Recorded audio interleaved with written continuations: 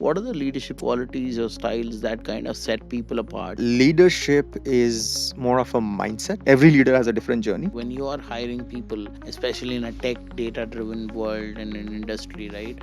What are the key qualities that you look for? The potential that they carry, right? The attitude that they carry, right? So these are some of the things that will help us in molding them and shaping them, because we don't want someone who's come with a pre-mindset, when they're joining an organization. What kind of people you look for, especially in entrepreneurship consulting? What is the mindset? What is the thinking process? To me, leadership largely is about getting simple, ordinary people to actually do some really tough things, right? We need to be very cognizant of leaders versus managers. One thing I've noticed is that we are very good managers. Leadership traits are still missing. If you're going to a college and going to recruit somebody, what are the kind of people that you would consider as leaders? We are still teaching students about hard technical skills, right? A lot of people who started as assistant professors were still stuck at professor. In spite of being in that, how did you get noticed by the leadership? I feel every teacher has to be a leader. A teacher's role is to inspire, to get the best out of a student. We fell in love sometimes with a subject just because of the teacher, and we lost complete interest in a subject because of the teacher. Leaders have to definitely inspire, and they have to have a strategic vision. In a competitive field like data science, right, where everybody wants to get through and there is a lot of influx of talent, right? How does a person differentiate his leadership skills? Pressure becomes a passion. When someone wants to really do something, they will become passionate. Nowadays, I hear this a lot, that hard work is kind of overrated, or hard work is kind of being abused to, extract. Just telling them that I need this outcome will not help. Doing something you love is very different from hard work or 15 hours of work doing something you're probably not that much in love with. We haven't been taught a lot about taking care of our mental health. Should hard work be voluntary or should it be enforced upon? You probably won't go to work if you have a fracture. People go to work if they have a panic attack. People don't leave companies, they leave their managers. And how were you successful in spite of that? The key task of leadership is to define the culture. Careers are built over decades. I would agree, but yeah, when I worked, I never stayed in any company more than 2 years. You move when you have nothing else to learn, or your manager is a person that you don't want to stand anymore. Good leader actually creates good leaders, right? So they don't create managers, they don't create followers, I would say, right? Soft skills generally learned by a student only when they start working in teams. Many of these leadership traits, they can't be taught in a classroom like a lecture. You say that there has to be first of all some life, and then only there is a question of balancing it. Current culture of work from home, remote work, I think this is somewhere going to deplete the new leaders, right? Because like he rightly said, you need to be with people, talk to them, observe them, see them in action to learn to become a leader, right? If you want to get the best out of the student, please call him or her to office at least 3 days a week. I kind of, second that. Today you log into Swiggy or Zomato as a rider. Today you get a job. Yes, you get a job. You get paid for that job and then you're done. Right. So the moment there is no peer group learning and you are just a number on my spreadsheet. They don't want to really wait for 30s, 40s, 50s to start living. They want to live right now on the go. Yeah, when your knees are not working anymore, what is the point of having all the money in the world? 40 hours per week concept was introduced in about 100 years ago, a century ago by Henry Ford. 100 years later, with so much productivity, so much technology, I don't understand why we still need 40 hours per week to get stuff done. Employment problem will be solved the moment you make it 3-day work week, 5 hours work day. Something which is more customized for everyone. Who works hard, probably gets more reward, and people who work less, they get rewarded accordingly.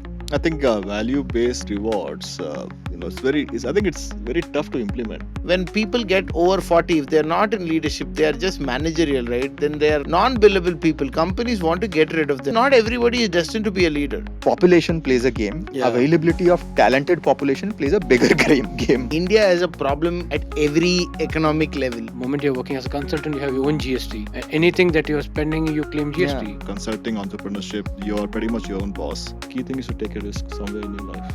With technology and AI penetrating into our systems, I don't see that education enough in the system right now. What is the importance of staying current and continuing to innovate while you are, becoming a leader? For their own survival and also for the organization. So I believe that exposure widening is the critical thing here. Education is supposed to bring it out, right? And that happens with exposure. So To unlock leadership potential, right? Is it, ambition? Is it the drive? Is it the hard work? Or is it the connections? So what are the key elements to this whole jigsaw puzzle. I think one of the key skills that's going to be there important is adaptability. When you do so many things, you figure out what you're really good at. Surround yourself with the right ecosystem. Don't fear, just get started. You'll automatically figure out in the first 1 year, 2 years. Find something that you love, and till you find something you love, you keep switching. Don't forget to live your life. You also have a life. Hey, hi, welcome everyone to another episode of Titan Talk. Today we have a interesting panel of guests, and I wanted to kind of have an episode for students and young professionals to find their way into leadership and entrepreneurship and how we can do. So we have somebody from corporate leadership, somebody who has been in corporate leadership on and off and started multiple companies, and then somebody who has started up very early. So wanted to kind of bring in a different set of people altogether so that we can go from there. So Anunay, would you like to briefly introduce about yourself and talk about what you've done till now? Sure. So thanks, Gautam, first of all. Anunay Gupta. I currently run a company called Excelis Partners. It's a startup. The best way to describe myself would be as a lost soul. I've done many things over the past many years, 3 decades right now. So I spent time in corporate life. I've spent time starting and selling companies and starting a new one this year. And I also do farming, right? So I also have a small farm that I spend time on. So I like to get my hands dirty, right? And do things on my own and build things and create things, right? So that's the best way to describe me. So very. So he was heading HSBC incidentally. Yeah, so my corporate career, obviously, I spent many years in banks, starting at Amex, almost 3 decades back, then at Citibank, HSBC, and JP Morgan. My last stint at JP Morgan just ended early this year. I exited JP Morgan as the head for the credit risk and fraud risk teams in India. And this was a few months back. Okay, thanks. So, so he missed the big detail. Yeah. So Shweta, if you can briefly introduce yourself. Academically, I'm an engineer. I have a master's from BITS Pilani. Was lucky enough to start my career with SAP Labs India, which happens to be a German ERP company based in Bangalore. And I think the culture there really gave me the confidence and understanding of being able to build on ourselves. Most of these companies have an entrepreneurship platform that allows you to build things on your own while being an employee of the company. And I think that platform gave us a lot of confidence to kind of build things on our own, which eventually led to me quitting and starting consulting independently for roughly 4 to 5 years across many, I would say, disciplines, industries, sectors. And finally, last year, I had the courage to kind of put all of that together in form of a company, which works more as a management consulting. And the idea is to work across as many industry and sectors that I can. So yeah, it's been 10 years, and first 4 years more like working for the corporates, and then the last 6 years has been a lot of hustle, and now which can be called meets expectation entrepreneurship. So yeah, very much still learning and on the learning curve, but yeah, it's been a great journey. Naveen. I've started my career 2 decades ago. I finished my MBA in finance and marketing, and joined my job in marketing. The first job with Puravankara, about a year and a half, and then BPO was the big thing those days, and that's how I joined a company called First Advantage for about 2.5 years, and then I joined Accenture, which is my longest stint of 10 years, and that's where I got into recruitment side. Played multiple roles there, got a lot of learning there. And after that, I moved on to Brilio as their India TA head, about a year and a half, and then I was with Mindtree for about a year and a half, global TA operations head, and currently with Affine, from last 3.5 years, which is into data analytics. I think this is the industry that everyone's talking about, data analytics and generative AI. So it's really exciting to work with this organization and in this particular role and get to know what fascinating things are happening in the world now. So that's about me. So Karthik, a little more in-depth introduction for this. You were a professor moved into leadership and placement, right? So if you can kindly touch upon that as well, right, it'd be good, so for the whole conversation, and we can ask you questions in academics as well. Yeah, hello. I started my career as a assistant professor with Vishwakarma Institute of Technology. Uh, I'm there currently since the last 25 years. So I moved as to started as a teacher, but moved up as the chair of the Department of Computer Engineering for 6 years between 2010 and 16. That's the time Vishwakarma Institute of Technology grew autonomous. So we started having our own curriculum and our own assessment.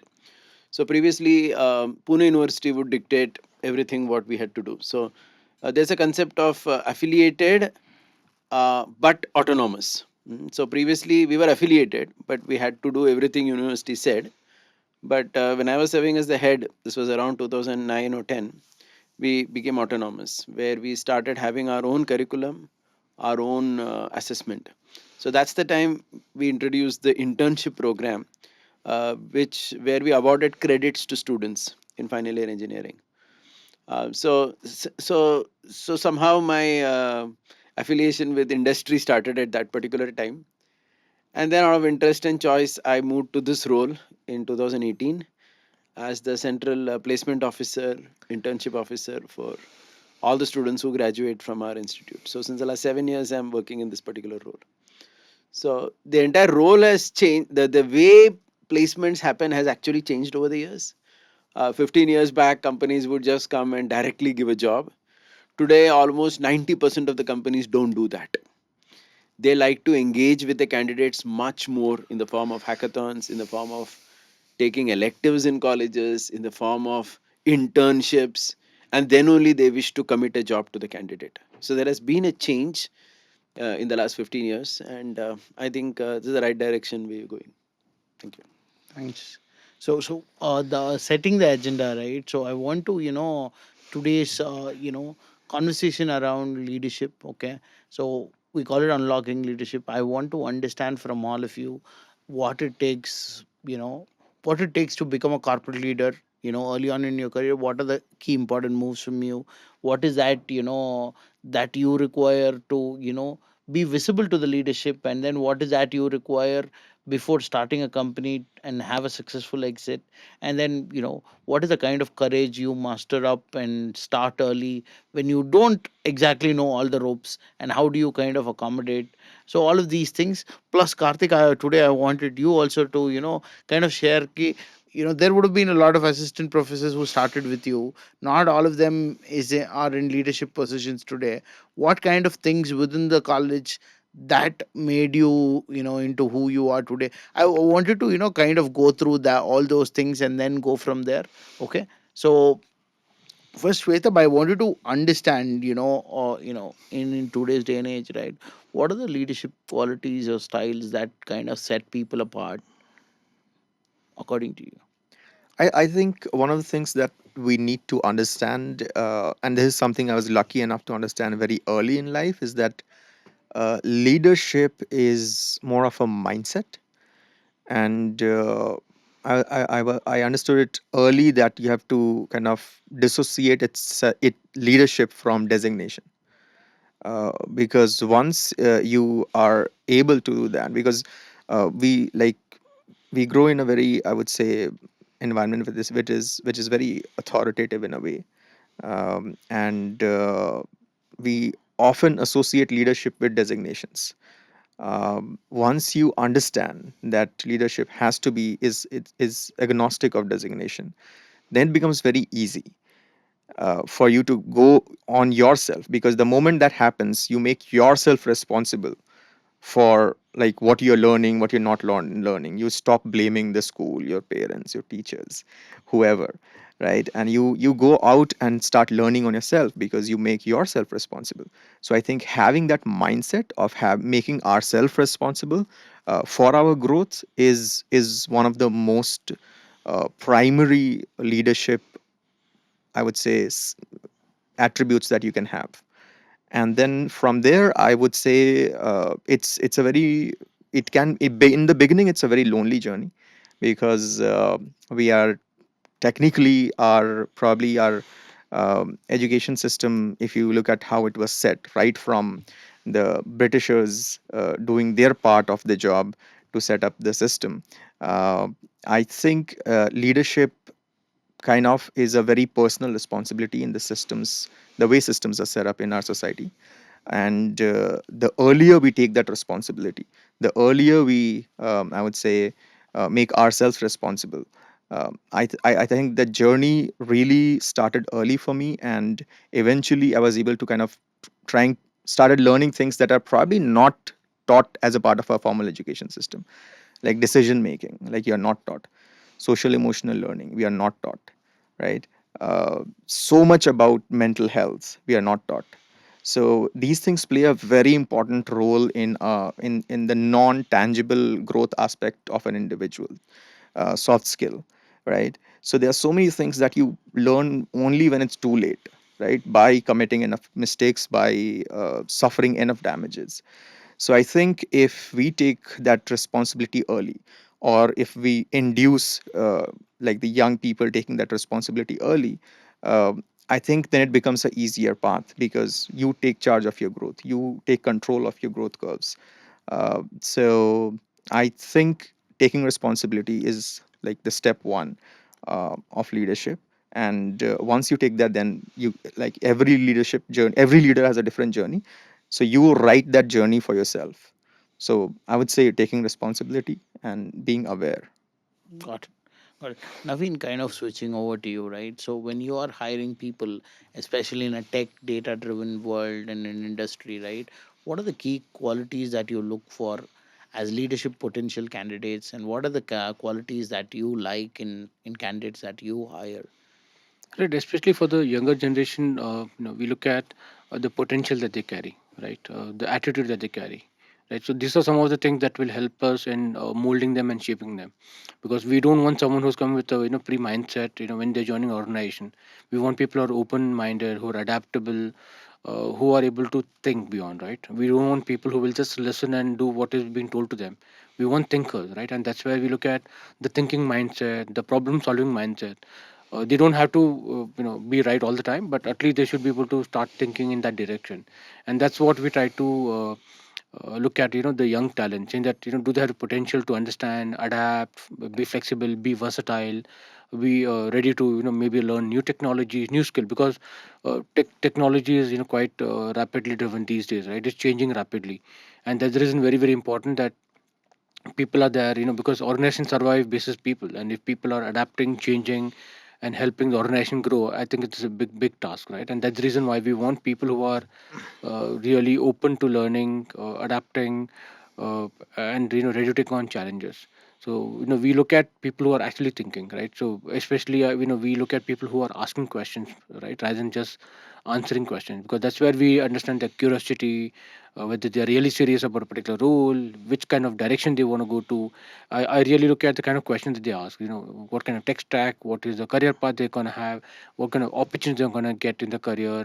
Can they learn new skills if they want to? So these are kind of things that tells us that this guy is in the right direction, and he's the one who actually going to be curious all the time, who's going to help in innovating any particular process, a person who is going to be vocal about reaching out, collaborating, right? So we look at some of these aspects, because we don't want someone who's just going to be sitting in his desk and doing some coding. We want someone who's going to be collaborating, interacting, who's going to be vocal enough to go and talk to any leaders confidently and tell them that I have this particular idea, right? So we want someone who's really going to be cutting across all these kind of things. So communication, adaptability, open to learning, I think these are some of the things that we really look at in young talent.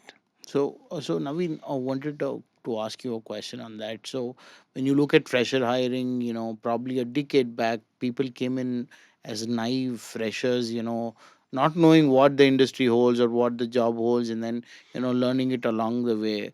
Do you think that is kind of changed in today's day and age, where you expect people to come in at least half marinated, ready to hit the ground That's running? absolutely right, because right now they have a lot of opportunities to learn new courses, learn programs, and people need to at least be in that mindset. What is that they would want to do? right? One of the questions that I ask is, what are your aspirations? What are kind of skills that you want to learn, right? Because this is very, very important. And what I see, 10 years ago, people were very open, saying that okay, I'm just gonna join and then I'll figure it out. But now, because organizations do not have time to really groom them, train them. Earlier there used to be 3 months, 6 months of time. They used to invest in them. But now we have a lot of colleges collaborating with the corporates, where they try to understand, that industry corporate relationship has improved a lot, where they want to know what corporates want.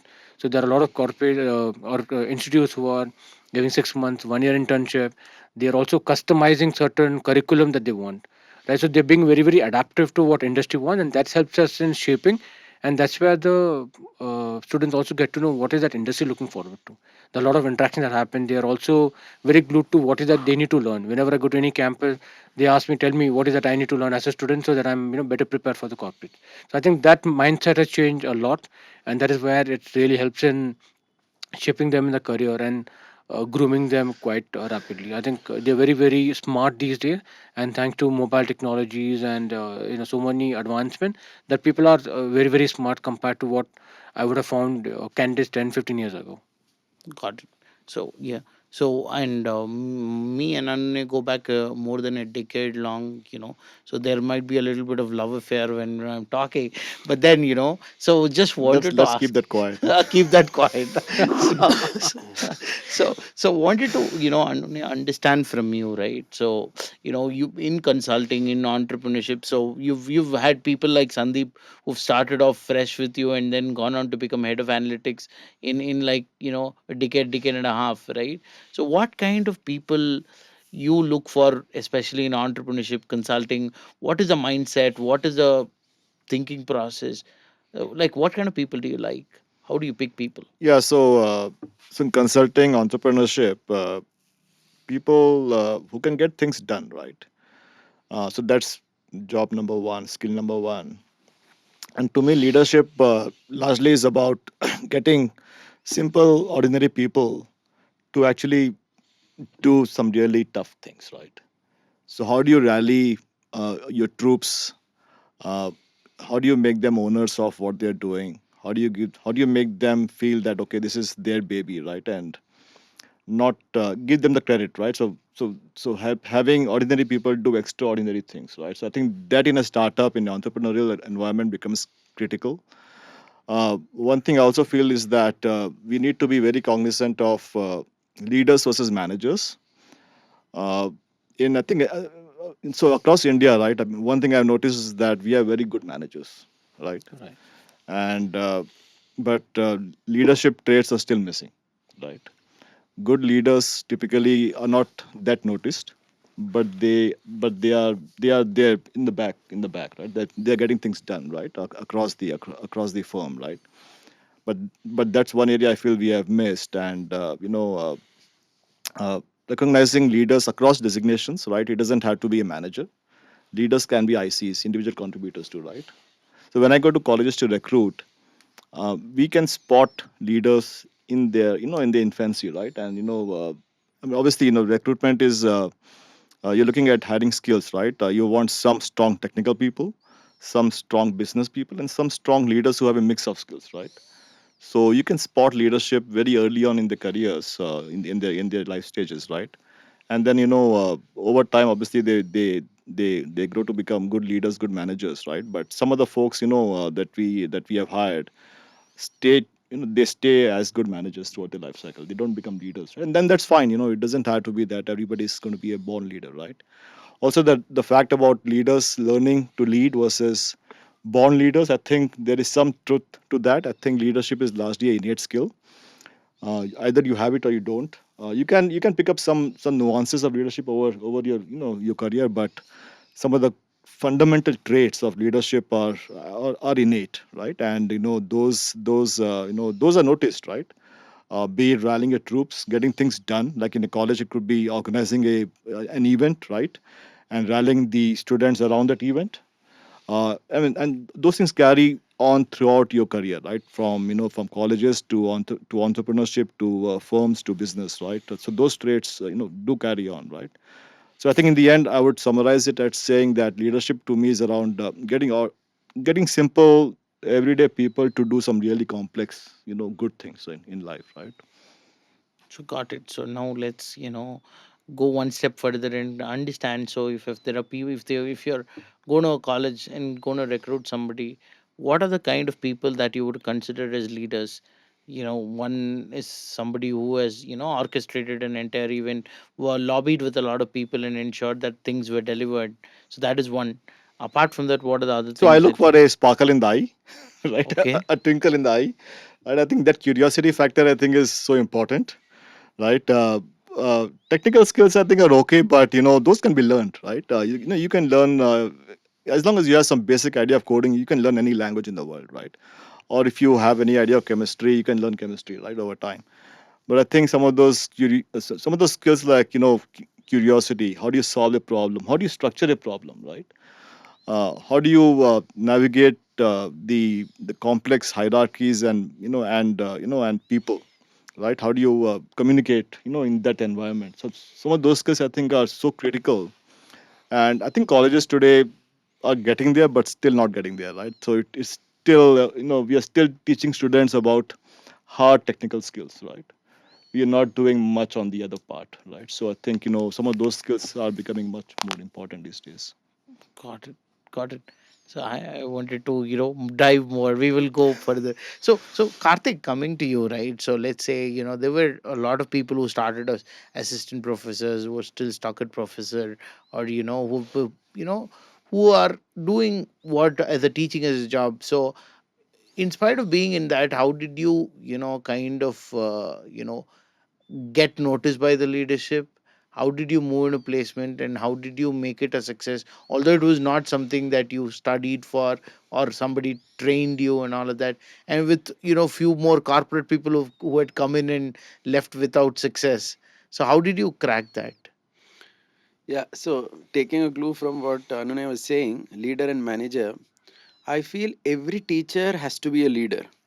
Okay, so even the teacher, forget college level, even at school level, if somebody is teaching, he or she needs to be a leader, because leader, as in a teacher's role, is to inspire, to get the best out of a student, to make the student believe that he or she can do something in that area.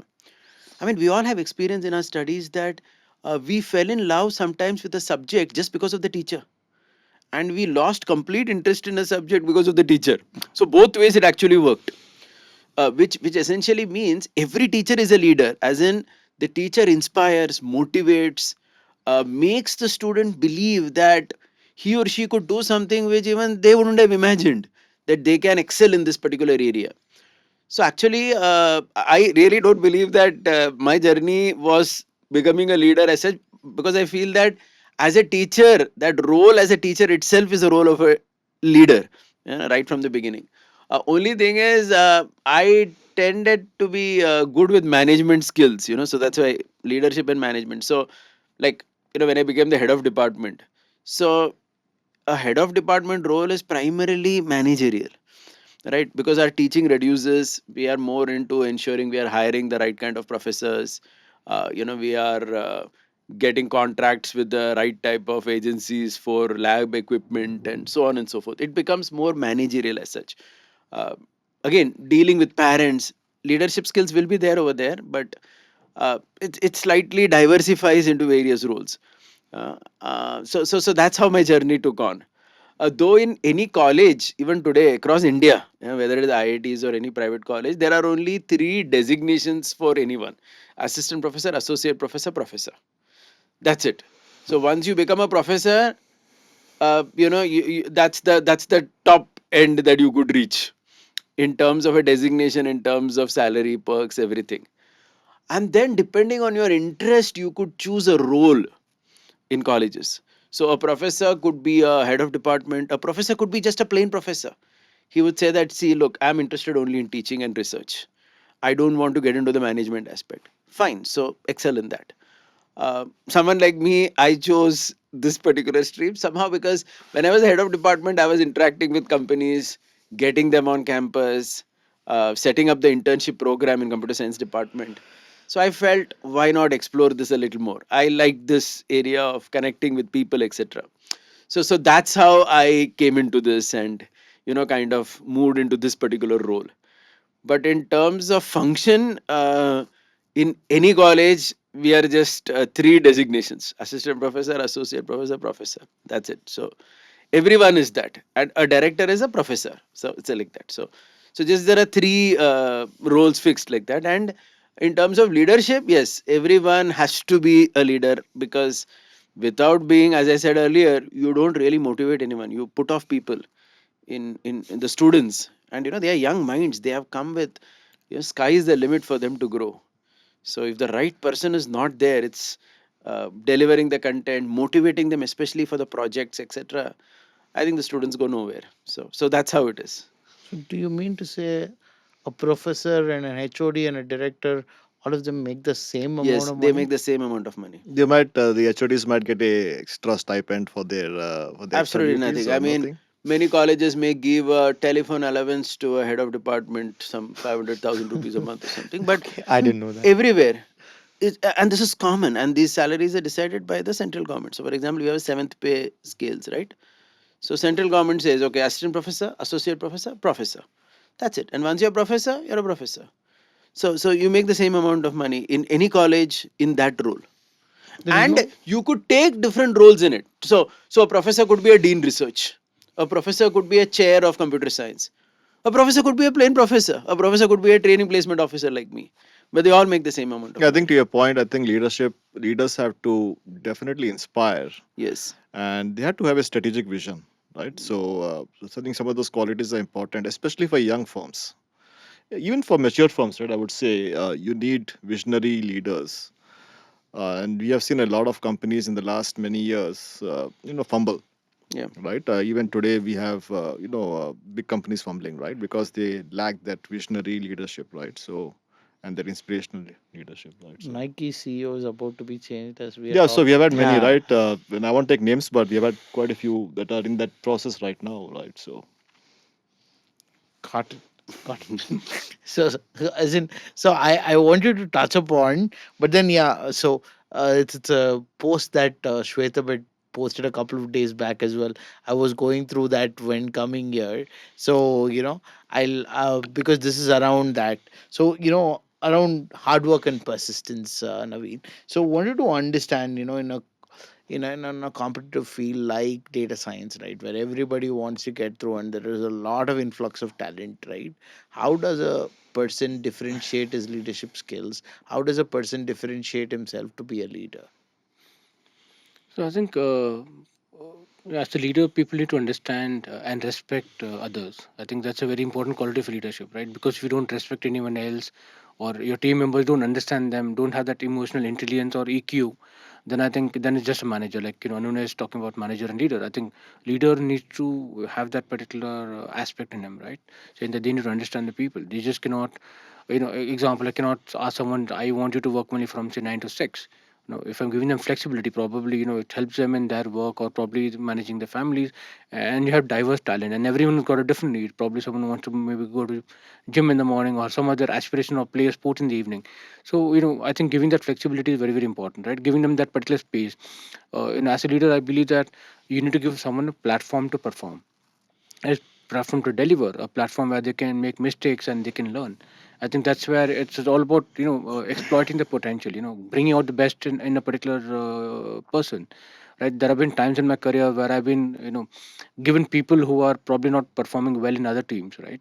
So it's all about figuring out what the why behind it, and why where they're not able to do it, because everyone, I believe, has a potential, but how do you maximize that?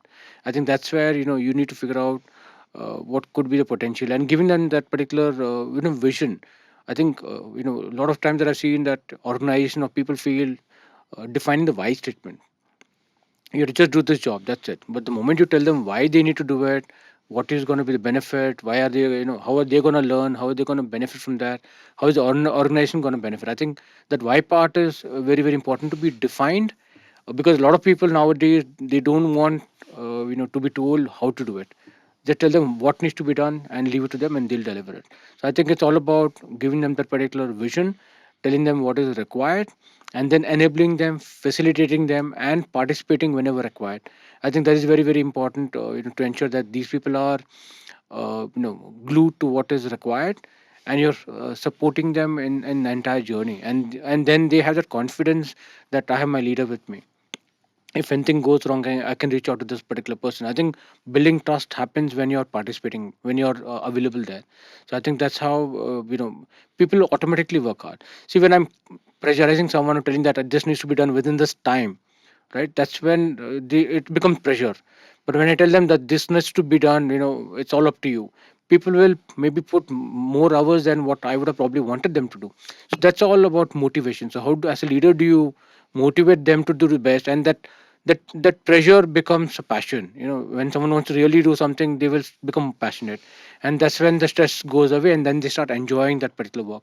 So it's all about, do you have the right people in the right job, right? If someone enjoys about coding, about technology, then you encourage them and you motivate them. Automatically it becomes a passion, and they start delivering. And once it becomes a passion, you don't have to look at the number of hours that you're putting in, right? Automatically you do your best, you deliver your best, and you get the best outcome, best results. And that is how I constantly motivate myself. Get passionate about something. When you get passionate about something, you don't look at your watch. You're just looking at the outcome, whether you're satisfied with the outcome or not. And when you're getting that particular outcome, that's when you know that, okay, that's when I finish my day and I'm satisfied. So I think that's how people have to be really changing the way they look at work. So that's how, I would say, difference between stress and enjoying what you do. So as in, so I see this a lot nowadays. I hear this a lot, that hard work is kind of overrated, or hard work is kind of being abused to extract. So what is your sense on that? What is your sense around hard work? What will you, what will you see, what will you do when you see a candidate or a new joinee or a old team member in your team working hard, putting through the hours, versus somebody who's just checking in, checking out, but still getting job done, somebody who's checking in, checking out, not getting the job done? So Correct. what are your different views on that? Correct. So that's where the leadership plays a role, right? A manager would look everyone in the same frame, right? 9 to 6, 9 to 6. Leader is the one who will actually look at people, where are they stuck, and then enable them and facilitate them. And that's where the mentoring and coaching comes part of it, right? So, example, whenever someone is not able to perform, right, or probably they're performing and then the performance gone down, that means there is some reason behind it, or someone not doing it. Then you figure out what is that they require as an enablement, and that's where you facilitate them, you coach them, you kind of ask them to take the lead, and then you kind of support them. So that's what I do, in terms of supporting people who probably are putting the hard work, putting probably 8 hours or 10 hours in a day, but they're not able to deliver results. So that's when I really spend time with them. Just telling them that I need this outcome will not help, because if they're not able to do it, that means something is wrong, either competency, ability, or there is some personal problem that they're facing.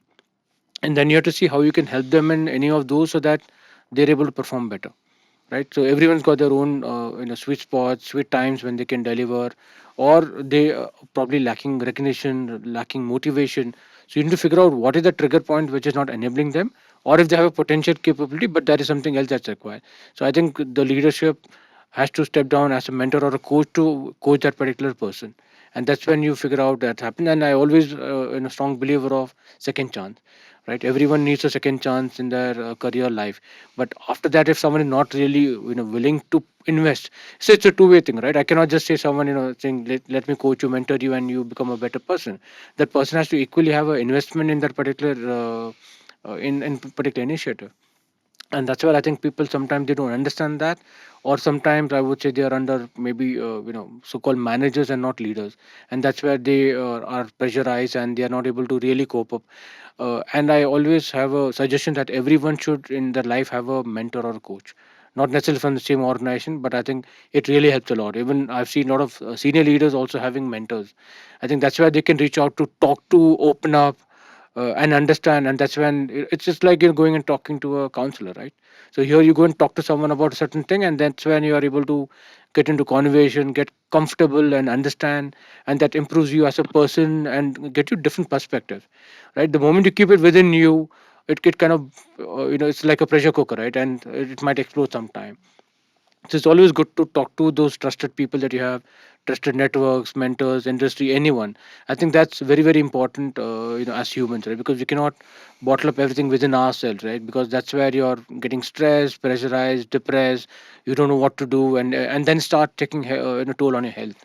And that's where I think all the youngsters should look at, some people, following some of the social media probably is not the right thing, because you might get influenced in multiple ways. So that's the reason why it's very, very important that you get those trusted people. Even if it's 3 or 4 people in your life, it's fine, but having them is going to be very important, because they're going to be telling you the right thing, right? They'll be guiding you the right, and they'll be telling you what it is, and not trying to just make you happy or sad, right? They'll tell you what is the right thing that is for you, and that is their perspective, and that sometimes opens up saying, okay, probably that's something that I haven't thought about, right? And probably I'm wrong, right? Probably I need to correct myself. So these are the people who are not having a fear to tell you what it is.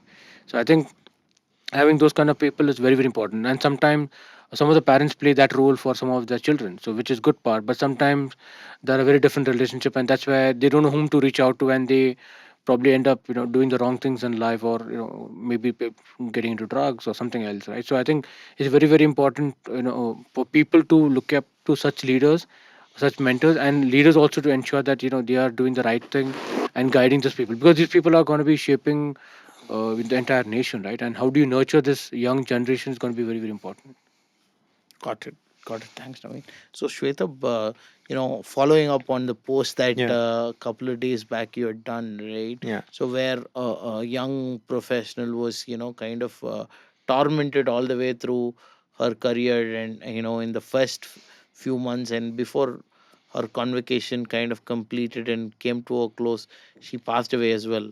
Yeah. So, So I think the post that I did was and not just me. Like there are like thousands of people who have like posted about it, and it's more based on the letter that the parent, or the I think it's the mother that wrote the letter. And again, we obviously we only know that part of it, and in that context it was posted.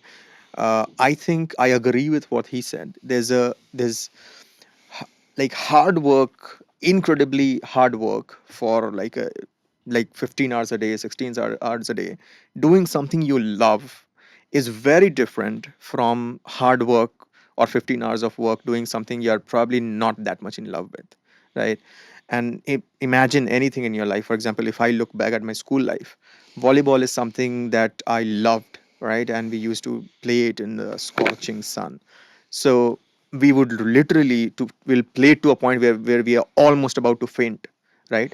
And we loved it, and we did it over and over and over, and some of us became like really good at volleyball.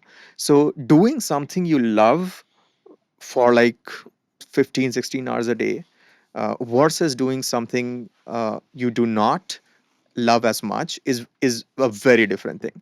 So I think that is something that makes a huge amount of difference. What exactly are you doing, right? I am not against hard work. I think everyone should work very hard in their 20s. uh, not and 50s also. Yeah. No, I think 20s is not negotiable for me. Like, you cannot convince me, no one can convince me that you shouldn't be working very, very hard in your 20s, because I think a lot of our I would say growth, interpersonal relationships, soft skills. A lot of these things develop only in your 20s, because there's almost no focus on those, apart from a few very selected institutions. There's almost no focus on the intangible part of you, right? On that side of your personality that cannot be put in numbers, right? So that growth doesn't happen unless you are working really hard in your 20s, right? Because you need to work really hard, and then you figure out, okay, I'm working hard, and this person is working hard, and this person is working hard. What's the differentiator? And that's when you realize that the differentiator is these soft skills, your personality traits, right? A lot of things which cannot be put down in numbers, a lot of things which are not tangible, right? That makes the difference. That starts making a difference, because at one point you reach a point where tangibly everyone has the same qualification, right? If you are like the best in your academics, you'll reach a point where everyone is the best. Then what's the differentiating factor? I think it's the personality, a lot of personality traits which we are not taught. And I think you need to work really hard to kind of find those gaps in yourself and then work on them. It happened with me. I was not a very good communicator. Today I am, but like today I think I'm a good communicator, but at some point I was not a very good communicator, especially in the beginning of my 20s. And I realized communication is one of the most critical skills if you want to sell something, sell yourself. So I think working hard is very important, but I also understand that you should you should be doing something you love, because it is something, it actually makes a lot of difference when you work on something you love. Also, I think there hasn't been uh, we haven't been taught a lot about taking care of our mental health, right? Which I think we should be. There should be enough focus on the non-tangible aspects of our growth, non-tangible aspects of our personality, right? We were taught all the physical issues, right, that we can encounter. We knew fracture, we knew fever, right? But we did not know panic attack unless most of us had it, right? We did not know that this is a panic attack, right? So I think again it comes to our own responsibility of coaching ourselves, finding the right mentors, like you said, to make sure that yes, we work hard, but also it is not impacting us in a negative way, or not hampering us, not harming us. And I think as an ecosystem, it's not something one individual can fix. As an ecosystem, we have to look at fixing it. If I have a company where everyone is working 12 hours to 14 hours, I cannot afford to work 8 hours and like grow at the rate that someone who is working 14 hours a day, right? And if everyone is working, then whose responsibility is it? Can my manager fix it? No, right? Because my manager also has competitors, right, who are like on the same plane, on the same level of hierarchy that he is competing with, right? So I don't think it's an individual responsibility. I don't think one person can solve it, but it's a systemic problem. We have to look at system design of how this happens, and kind of work more from like a policy point of view. There's not something that one person can solve or one department can solve. It's something that's very democratic to be solved. To further double down on that, right? Let's say, for example, the the post or the specific employee that we're talking about, she had done her CA and she was passionate about that, and then she joined an accounting firm and she was given a task in accounting. Yeah. Almost all of that through her life, Hmm. it has been her passion, her interest, and all of that. And Yeah. then suddenly, is it so she was made to work hard. Hmm.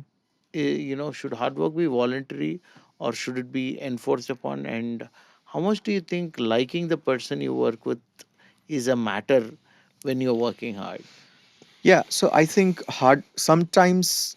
ha- I think it's a system issue. Like I said, if everyone in my company, in my team, is working, let's say 14 hours, can I afford to work only 18 hours, 8 hours, right? And can I say that I'll only work 8 hours because that's standard? And can I expect the growth that everyone else is expecting, right? And if this is happening throughout the country, right? I don't think it's a problem that one person can solve. Yes, it is a problem, but it's not a problem for one person or one manager or one vice president or one MD to solve, right? Or one country head to solve. So I think hard work is very important, but sometimes we might not have the choice because of environmental variables, uh, more than one environmental variables that controls how hard can I work, and sometimes that can be non-negotiable, which can take a toll on ourselves. And I think we are like I said, just like we are, like you probably won't go to work if you have a fracture, right? If you have an actual fracture, but people go to work if they have a panic attack, right? Because we were not taught that panic attack is a problem. You have to, it needs this much attention, right? So, and a lot of us do not know. I remember very personal incident where a very close friend that I was living with passed away, right? And I used to have panic attacks after that uh, incident. and I did not know that there were panic attacks. So, and I was continuing with my work just as usual without any attention, and obviously it subsides after a time. But then we are not taught about a lot of these things. So I think educating ourselves on those topics is very important. And in case I have missed answering one part of your question, do you want to repeat it? Because How I much you like the person you work with, does it yes, really have an impact? yes, I think so. I think so. Working with people, like if you really love the people you work with and they really care for you, it's a very, I think the overall team performance changes. I have not run many like huge teams. I've run very small teams, but I think if the people are really good friends and really care for each other as individuals, not only as professionals, I think the overall impact or the overall outcome that team produces is higher, while everyone being happy, even if they're working very hard, harder than like the usual definition of hard. I think overall, for them, it's a very pleasant experience. So you can have the same result with a very pleasant experience, and you can have the same result with not so pleasant experience. So I think that pleasant experience is really something that matters, and it has an impact on us, on our health, right? So yes, it matters. So yeah, so there is a saying, right? So I People, was about to say that let him yeah. say, because he No, would have I run a just lot of bigger teams. compliment what you said. There's a saying, people don't leave companies; they leave their managers, right? Yes. So Mm. I think that is so true, right? I vouch 100% for that. I did not think for a second about leaving market agent till my boss changed. Thank you. Yeah. So the boss change was not from market intelligence though. So yeah. So but then yeah. So Anunay wanted to kind of understand, right? So I joined Mu Sigma first. Okay. So the data scientists, their culture of working 12 hours, 14 hours was very normal. But then when I came to market intelligence, you know there was like everybody was accountable by themselves. There was no attendance marking system, there was no this thing that thing and all of that, and everybody knew what they were doing, and they come in, they go out, the work gets done. So when I look back, 2012 I was in Music Man, and then 2013 I was in Market Intelligence. So when I look back, Market Intelligence is today technically more successful than Music Man. The founders got an exit. The employees, all of us, got paid for our stock options, which actually didn't happen anywhere else. So we got paid for our stock options, and then today all of us are in good positions, virtue of working at Market Intelligent and the exposure we got there. So when understanding it right, and like when you have competitors who are like slogging their tail off with say 12 hours, 14 hours, what made you think that is not the culture you wanted to develop, and how were you successful in spite of that? Yeah, so I think leaders. A key task of leadership is to define the culture, right? So task-based leadership, I think, doesn't work these days, or has never worked, right? It might work in the short term, but in the long term, it fails. But a ownership-based leadership, I think, is sustainable, for the long term, right? So I think what we did right, both me and my partner Roy Cherian, was that we made everybody in the firm feel like owners, right? And that allowed us to solve tough problems without having to sit on top of people, right, and have them do it. We also made sure that we provided the mentorship framework, the tools, the guidance. Uh, but yeah, people, I think, in the end felt that this was their problem to solve, right? So they worked hard. I mean, no doubt, but we were not like macromanaging them, right? So they felt that they had the ownership to get things done on their own, and I think that made the difference, right? So I think the culture is paramount, and that starts on the top, right? So the tragic case that you just talked about, I think we can all relate to it, right? At some point in time, we have had pretty bad managers, right? And you would want to move on, right? And I think the right thing to do is to just move on, right? At that point in time, because that can get very toxic very fast, right? And it happens in across companies, across organizations at all levels. across countries, right? So it happens everywhere, right? But I think people have to see through that and figure out what's the best route for them, right? So hard work is important. Back to your question, hard work definitely. If people feel that this is their baby, they will not feel like they're working hard, right? So Yeah. they will just get it done, right? They might put in 20 hours a day, right? And very early on in my career, when I felt very passionately about doing something, I would work hard, right? So you have to instill that sense of passion in your team, right? I mean, how do they feel the passion, the ownership in what they're doing, and make it their work, right? So then it's not hard work, right? It's kind of just getting it done, right, in whatever time it takes, right? So that's one. And persistence, definitely. I think persistence. You talked about it earlier. Uh, uh, I think that is something that is very underrated, right? And people get impatient, right? So I've been impatient many times in my career, and I've learned the hard way that things take time, right? So it's a long journey. Careers are built over decades, right? Not in a year, a couple of years. And people, I get profiles. Somebody has jumped, companies every couple of years or every year, and that just, that to me is not the right way to build a career, right? So people have to, kind of take it slow, go deep, understand, deliver, influence, and then move on, right? So, but I think persistence is definitely, one of the key skills that I would advise the youngsters to imbibe, right? So, yeah, both hard work and persistence. So I would agree, but yeah, when I worked, I never stayed in any company more than 2 years. So, but then the system also generally tends to reward people who move. You move when you have nothing else to learn, or your manager is a person that you don't want to stand anymore. So that is one thing. And then second is, I wanted to understand further that, like, how do you, ensure there is accountability, hard work and persistence when you let it run autonomously? Yeah, on the first piece, right, on the moving jobs, right, or moving firms, I think it's again the culture of the firm, right? So companies that define a culture where they encourage learning and mobility, people do move, right? But within the firm, right? So they would take up different roles. They could be as diverse as going from say operations to say technology, right? Because in operations you are dealing with customers, you understand what the customer ask is, the mindset is, and then you can implement that in technology, right, in products, right? So I think movement is there, but good companies encourage that within the firm itself, and they have proactive programs to do it, right?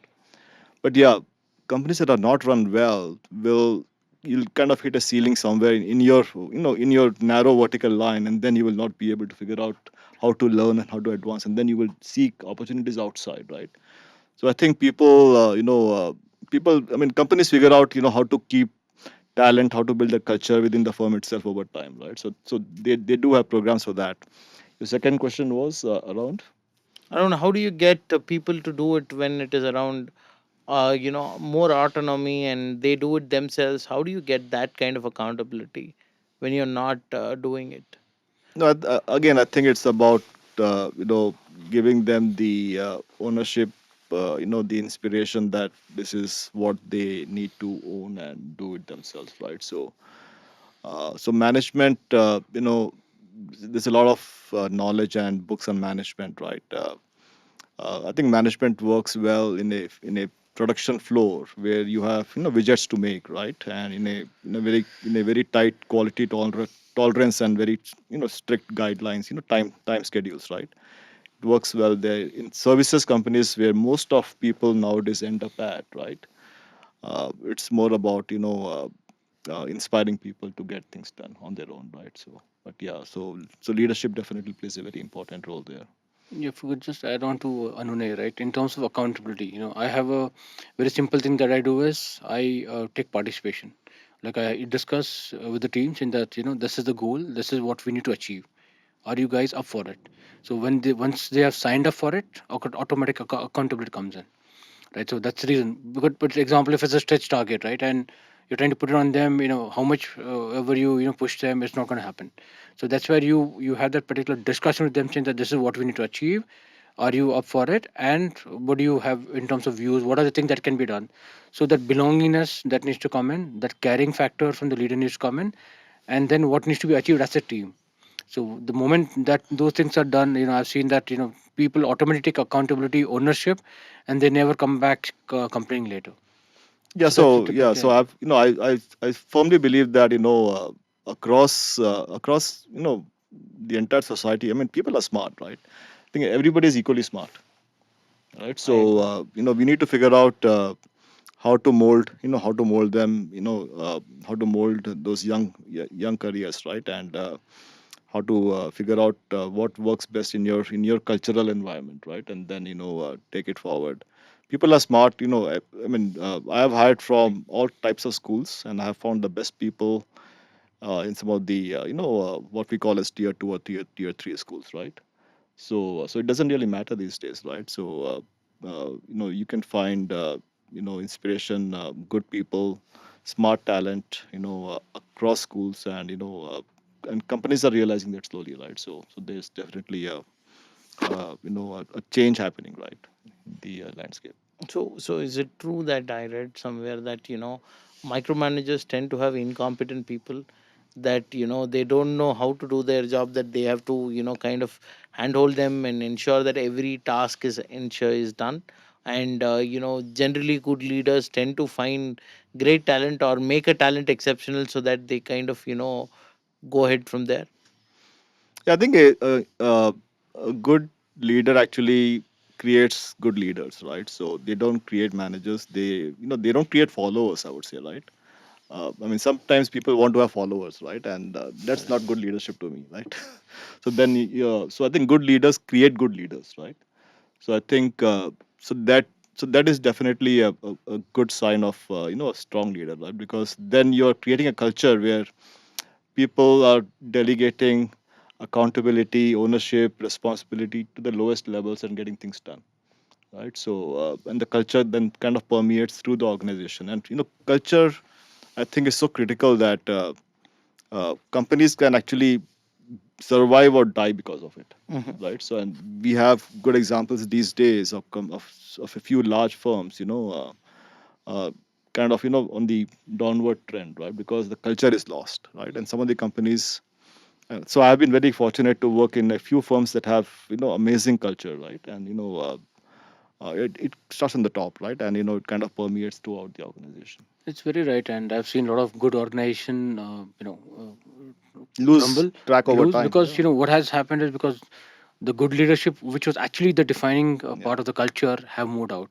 And when they move out, someone else comes in, and everything goes for a toss. So I think maintaining that particular culture, having that particular leadership, and having the next level of leadership also being ready, right? Because if you depend on a particular a couple of people, or few people defining entire organization culture, can also be it can backfire, especially when these people move out. So I think as an organization, they have to be very clear and ensure that they are nurturing leaders, and they're having people across the organization, so that despite of certain movements here and there, the organization is still on. I think that's very, very important, and some people don't take it for granted. They just get some leaders who want to maybe get quick bucks, quick revenues in the short term, but it has a definitely long term impact, where the people who are actually helping their organization earn certain revenues, even they start moving out. So everything goes for a toss. So I think it's a very, very delicately thing that has to be managed, where you're getting the right leaders, ensuring that they're in the organization, and you're creating new leaders.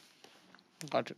So Karthik, especially around Vishwakarma, right? Wanted to understand, how do you guys foster a culture where leaders are cultivated and groomed, and they take up more leadership roles, or they cultivate the required qualities for becoming a leader within Vishwakarma? You're asking from the faculty perspective or the student? Student perspective now. Oh, student perspective. Okay.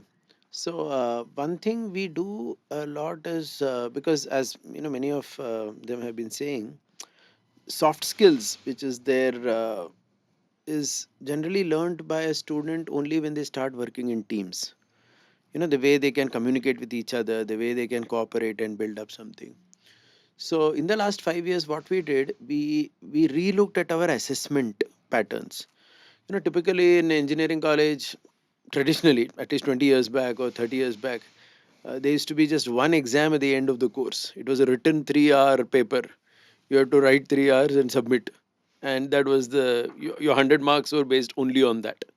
This is how it used to happen.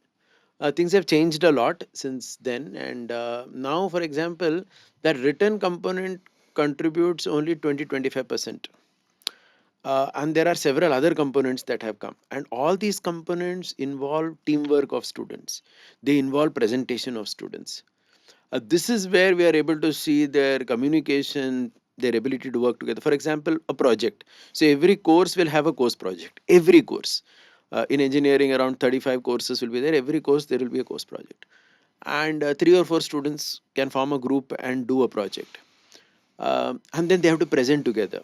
But even when they present together, it's not that one can just hide behind the other three and that the other three have done everything, and no, everyone's contribution also has to be highlighted. So we want to see individual contribution. At the same time, we want to see whether cooperation has been there in the team. And again, we want to see whether you're able to present what you did properly. So I'm just saying, so that project is now in every course almost 20%. Similarly, for some courses, what we did, not for all courses, not for the programming ones, but there are other courses where we introduced the concept of group discussion, right? So we make groups, and a topic is given and they have to discuss on that for 45 minutes. That will have 5% weightage. It will be a small weightage in the overall 100 marks that the student will get. So these kind of things that we did, a group discussion, project, presentations. And then another thing we have done a lot is ensuring that students publish their work. So since they are doing projects, of course all projects may not be published because some would be just routine, but let's say out of 10 ideas or 10 projects, one could be some novelty is there in it which could be published. So we encourage the students to publish a paper. Now if they have to publish, then they have to go to a conference where there will be several others who are presenting, right? You need to interact with them. So as many of them were saying, uh, many of these leadership traits, they can't be taught in a classroom like a lecture.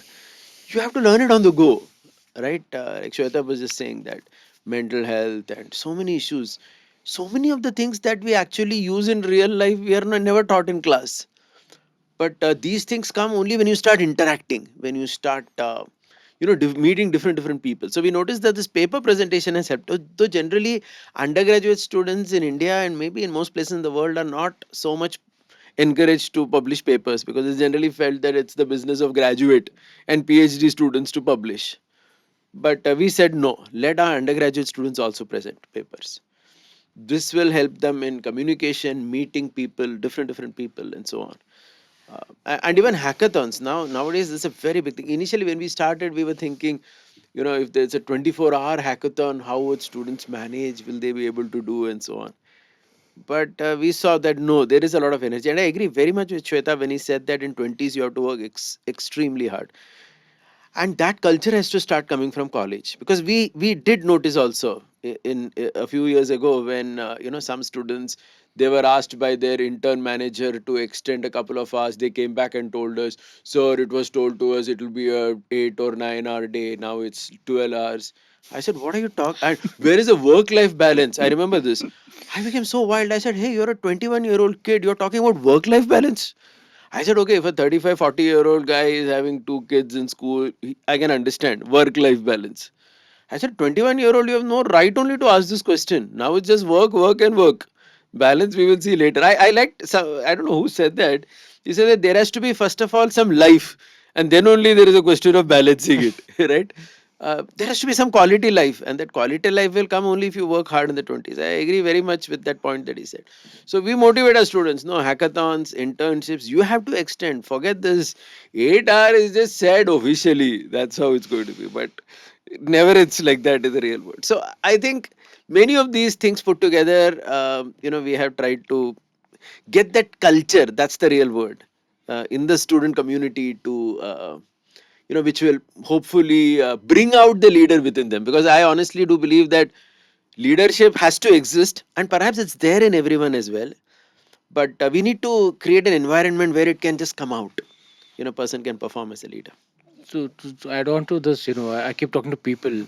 The current culture of work from home, or remote work, I think this is somewhere going to deplete the new leaders, right? Because, like he Yes. rightly said, you need to be with people, talk to them, observe them, see them in action to learn as to become a leader, right? But now these aspects are missing with people working from home. So I keep telling them, please do not, look at careers. Work from home, work-life balance, I understand, but do not, cut off yourself from corporate. Otherwise, your learning probably might be limited in terms of your competency. The moment you get into, 5, 10 years later in your career, that's where you'll stop growing because you're not learn the leadership skills that are required, and that will happen when you're working in an environment. You learn different politics. You learn good managers, bad managers, what to do, what not to do. All that learning comes from corporate. So I keep encouraging young talent, please get out of the mindset of completely working from home and being that comfort zone. Now if you stay in the comfort zone right now, you'll have enough of comfort when you're out of job or not able to grow in your career. And honestly, just to add on this, this work from home concept, it began during the pandemic. Correct. And we had cases where interns directly were absorbed as work from home. Their first job was work from home only. It honestly didn't go all that great. I had this feedback from HR, and nowadays I tell them as well, hey, like, look, if you want to get the best out of the student, please call him or her to office at least 3 days a week. 2 days could be work from home, understandable, Yeah. but So it can't actually, be 5 days work from So home. actually, at my previous company, we found that the freshers actually came to the office more than the experienced people, Mm. because I think they wanted to figure out a way to interact and learn Yes. from the seniors, right? So our attendance was, freshers were the highest for 5 days a week. Then it would start going down, right, as your seniority increased, right? But then obviously the very senior people had to be in office 5 days a week, right? But the freshers actually like to come to office. So that's what we found. Yeah. But yeah, I think that interaction helps, right? People learn from other people, Correct. and there's a danger that people will stay at home, not just do very transactional work, right, and not learn from others, right? And I think some companies today are actually reversing. I think Amazon Yes. recently reversed, right? I Yes. think Yes. starting in Jan, they're going to be 5 days a week in the 5 days a office, week. Yes. right? I Most of think them that have. will work from home. I think will in the next few years will pass. Okay, but I still seen some candidates opting for remote. The moment someone says I'm giving a remote opportunity, Yeah, that's a plus for it them. should pass. It will pass. I think. Yeah. Yeah, I think this year could next year would be a transforming thing like Amazon. The once these big companies start this trend, others will be bound to follow. I kind of second that, but then what I see is that the people who want to work from home, right? It will technically, my perspective is that it will become like a gig work. Correct. That means Yeah. today you log into Swiggy or Zomato as a rider. Today you get a job. Yes, you get a job. You get paid for that job, and then you're done. All right. So the moment there is no peer group learning, and you are just a number on my spreadsheet if you're working from home. So the easiest ones to strike off are the numbers on the spreadsheet when you're doing cost cutting, because you don't have any emotion, you don't have anything attached to them. And it also kind of there is another thing that when you're working from home, right, technically the work tends to be the 5 day work that they give tends to fill up only 2 days of time. So they can take up gigs which will pay them more. Right. And I think other trend that might happen is, when people are working pandemic, there should be something called work from home allowance. I think some of the Mhm. companies might Ah, start with work from office allowance for people who are coming to office. So that they equally, there are Yeah, questions that are raised, why Probably. I'm, being paid the same, someone is working remotely and I'm coming to office, I have expenses to travel, why I'm being paid, in the same thing, why would I want to come to office then? So I think that might change, and where people are encouraged to come to office.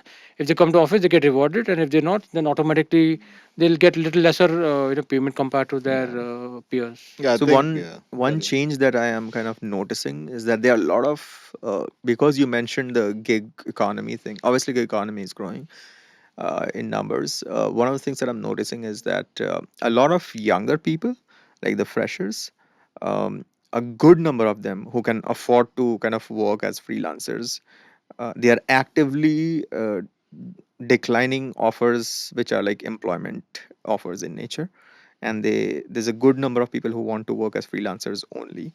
And there are a few motivation factors there. One is it does save your travel or transit time. So it saves some time for you and gives you the comfort of working from home. Uh, you save on taxes. So there's a lot of, you save a lot on taxes, by the way. Yeah. How? So, TDS, you're just a tech consultant, right? So, so you end up paying as lesser tax. yeah, you, if you're a freelancer, if you're Oh, working you're as a a freelancer, freelancer. Okay. yeah, yeah. I was So like, working from home saves you taxes. I No, was no, like, no, oh, as No, no, he's talking consultant. about freelancing. no, I'm talking about Freelancing. the gig economy, how it's catching up. So a good number of people, even if you want them for like a 1 year, 2 year, they want it as a contract. They don't want it as a full-time employment. A good number of people, and they will want to work remote. technically all full-time jobs in India are contractual jobs only. Yeah, no, but employment Yeah, contract is yeah, different from formal employment. contractual. Yeah, okay, Yeah, yeah, because I'm from the HR fraternity, I'm telling you. yeah, So it says that I can fire you when and whenever I want, however I want, with or without reason. If yeah, you yeah, want to leave, I can let you go immediately. I can let you go after some time, or I can make you serve full notice period. That means that, boss, I'm your boss. I'll tell you what to do. yeah, And yeah, also, our employment contracts are not bound by hours. It's yeah, technically 40 hours a week, yeah, but no, it's like that prohibits you from working anywhere, anything, anyhow, yeah, yeah. while And paying I you 3 lakhs per annum. That's the catch. yeah. So I think that's what they, like, some of these youngsters don't prefer. So they'll want to have like a hourly understanding, which kind of lets them work at three places in one shot. And flexibility, work from anywhere, Yeah, make money, and spend that money, enjoy the life. And a lot of people are doing that. They don't want to really wait for 30s, 40s, 50s to start living. They want to live right now on the go. yeah. That's the reality. That's true. True. Yeah, when your knees are not working anymore, what is the point of having all the money in the world? Correct. So I firmly believe that this 40 hours per week concept was introduced in about 100 years ago, a century ago, by Henry Ford.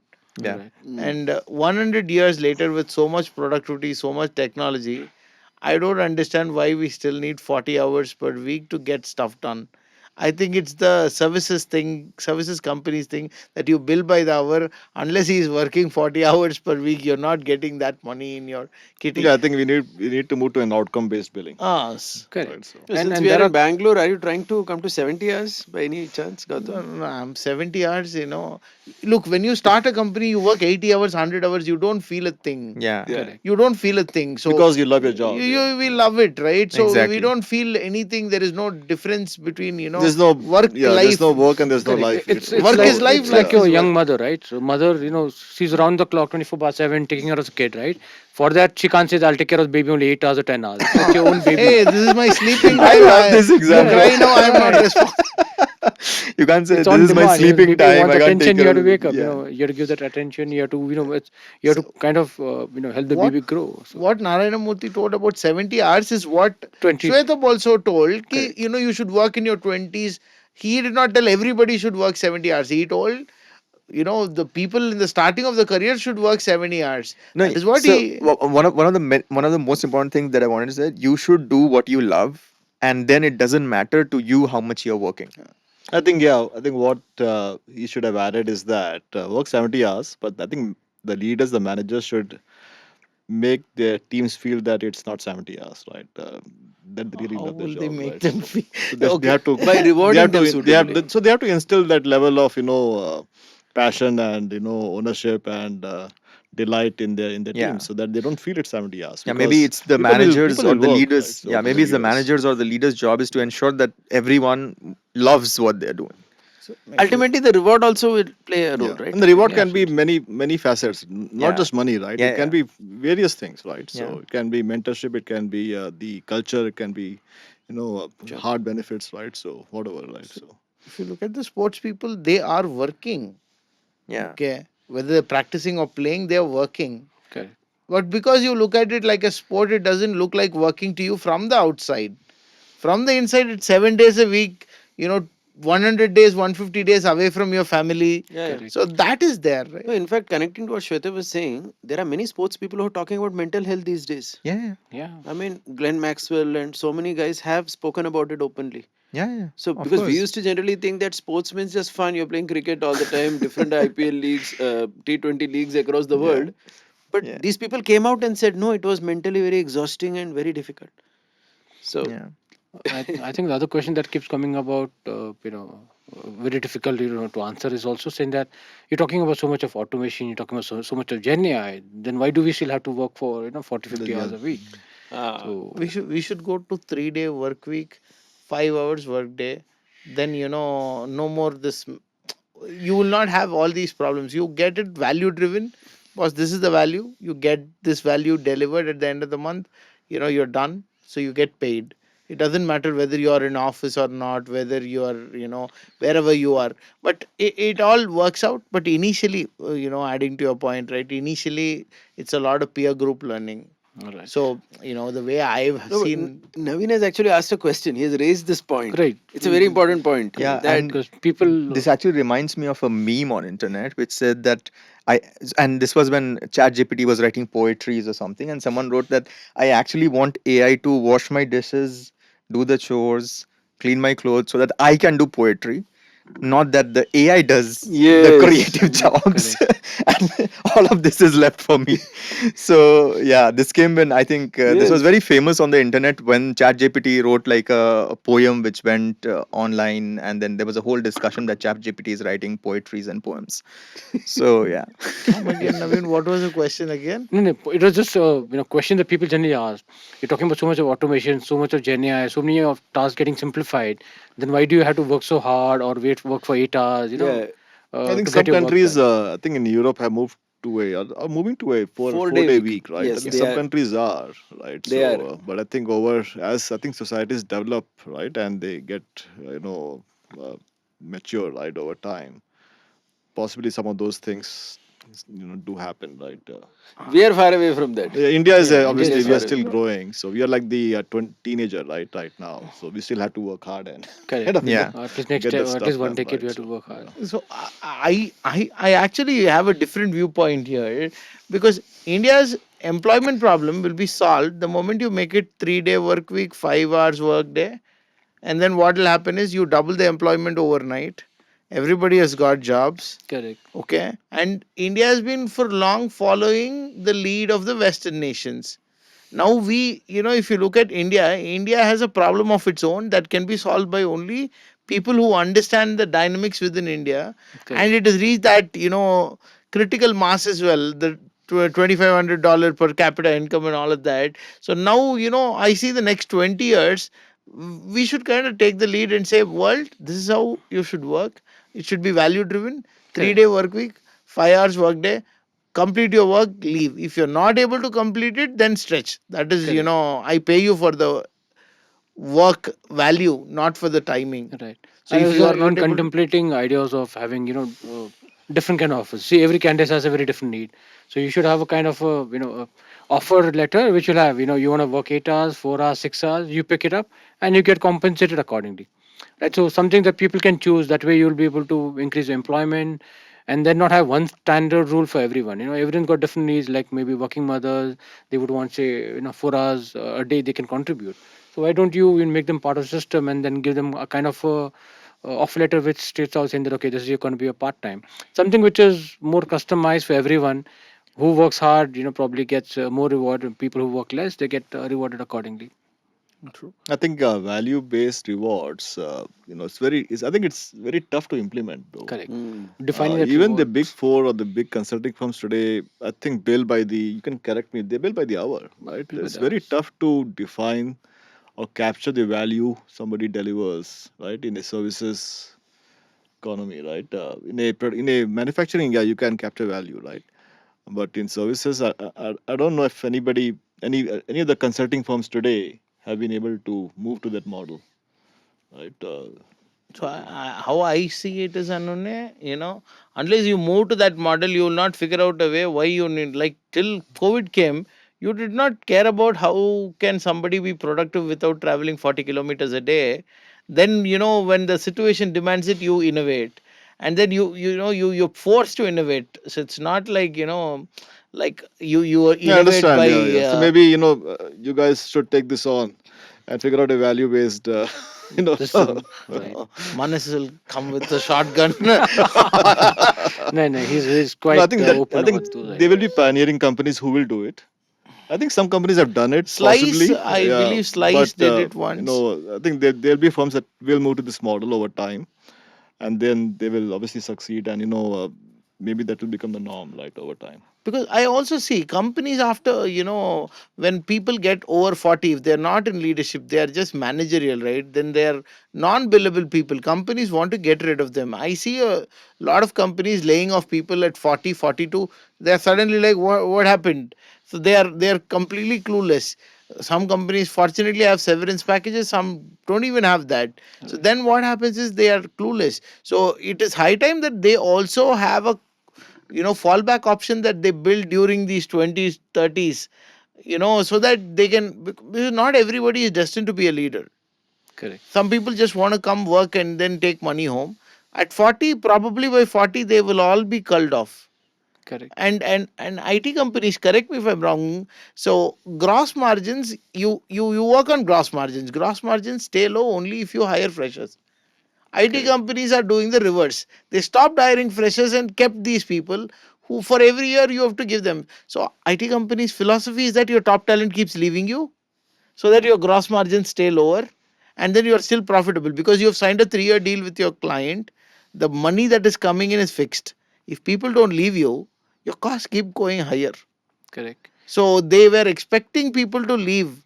Now it's not, that churn is not happening. So they are, forcefully making that churn happen. Correct. I think what Shwetab said about 20 years, 20 years, that's when you have to work hard. I think that again applies when you get into 40s again, to ensure that you're, employed, you're adding value back, and you're working extra hard. I'm saying. Not when you realize it at 40. No. What I'm saying is, you 30 to 40, typically So, you're so already there. so because you should have realized it much, like, boss, this is going to happen, and you start that from 30.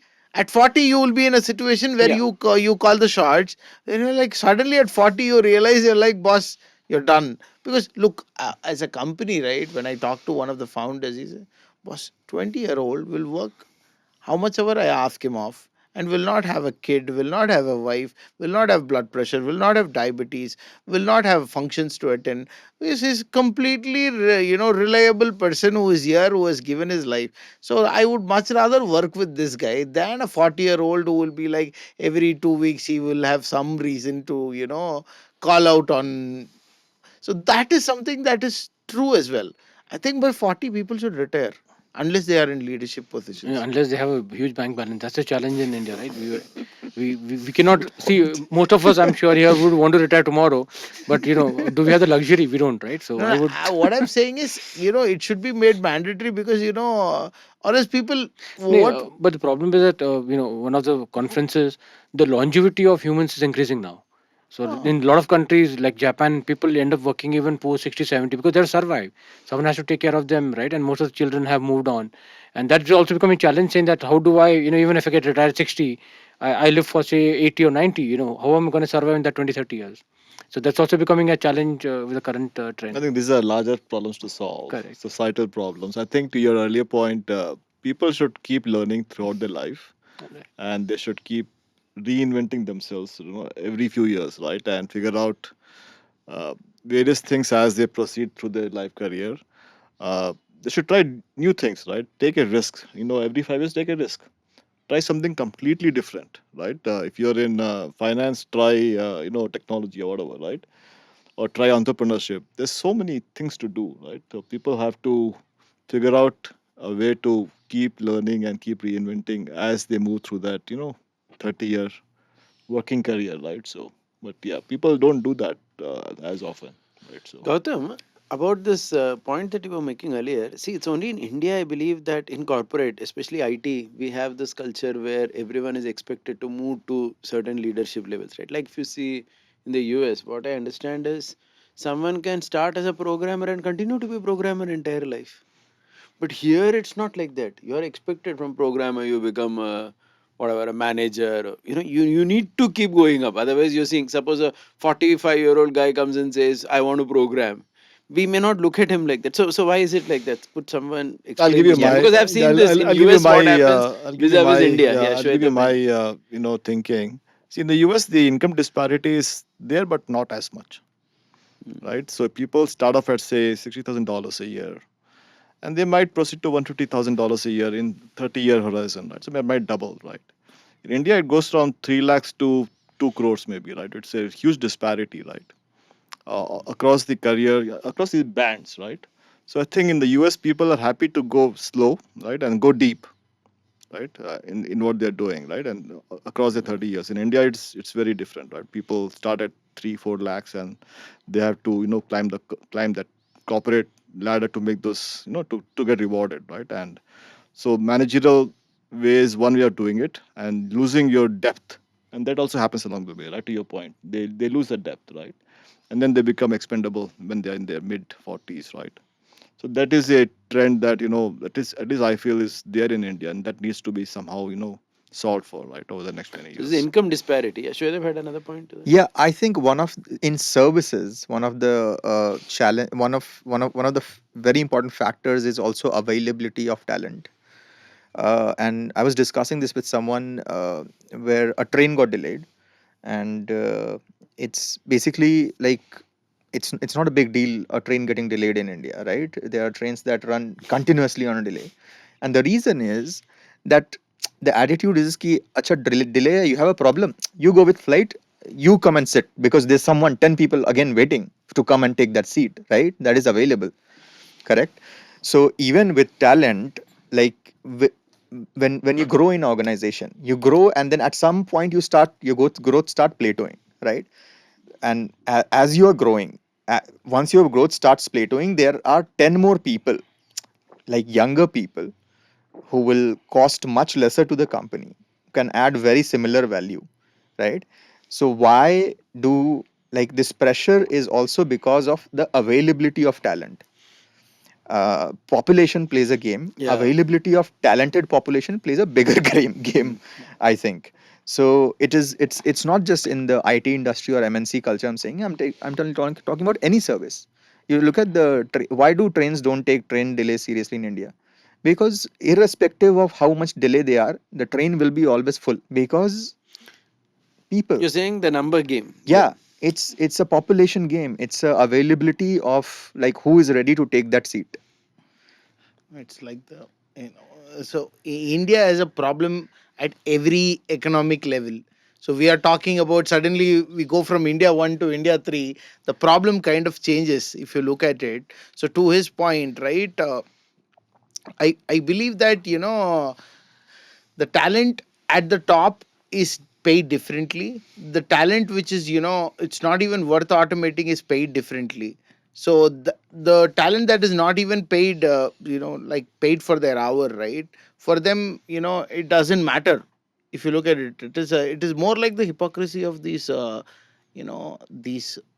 do you call that, climatic forums, okay, where Yeah. all of them, fly in private jets and ask us to walk and drink through paper straws. Yeah. They will fly in private jets. They somehow, it's also innate in us.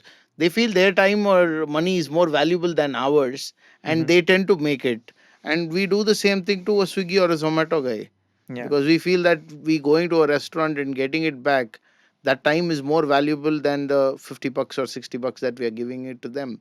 So that's arbitrage, right? So I don't think there is a solution to this whole thing.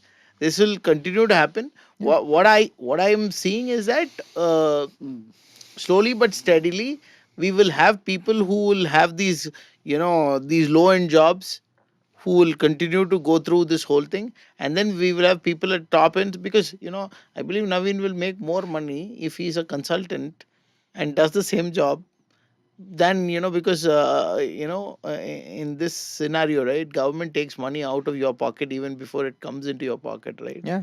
Of So course. Absolutely. so I was talking to one of the person, he's talking about he had worked as a consultant. The moment you're working as a consultant, you have your own GST. Anything that you're spending, you claim Yeah. GST. You Yeah. buy a phone, GST, you claim. You Yeah. travel, you go to hotel, you make expenses, you claim as a GST. So you're ending up paying very less taxes, and that's where you end up making more money. Mhm. And you have a little bit of compliance burden. So for me, correct. technically, people were telling that iPhones in Dubai or say US, Hong Kong is cheaper. correct. Then I made the calculation. If I get ITC For me, India is cheaper. The only place that is cheaper is US or Canada, Correct. where even including the input tax credit, the phone's price is lower than India. Or else everywhere else, even if you buy it in Dubai. So for me, it's cheaper to buy it in India and then depreciate it off and write it You off. can move Correct. to an Android, Gautam. No one. We've been having this conversation for a decade now. So yes, so that is it. So I wanted to now kind of take a this thing. So I don't know what is the advice that you would give for people who are in entrepreneurship or consulting. How do they how do they approach leadership? How do they develop leaders? How do they become successful? Yeah, so I've had some time both in consulting and corporate environments.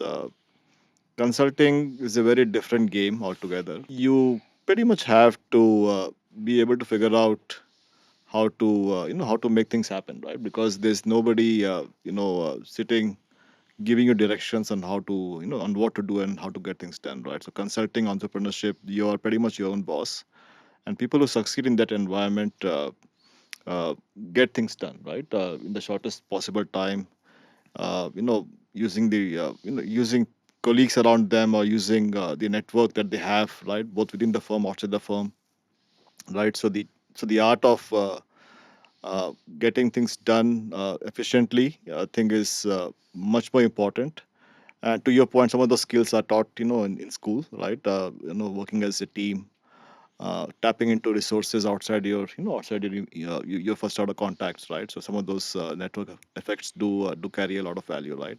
In corporate environments, it is a bit different. It is much more structured, right? So the freedom to innovate or to kind of try things on your own is a lot limited, right?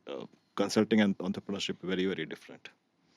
Okay. So if I were to kind of summarize your previous point and this point together, you mean to say taking unlimited amount of risk early on in the career so that one of that pays off, and then it kind of gives you an opportunity to be a leader than trying to play safe or going into a very safe structured environment, which will kind of curtail your leadership opportunities.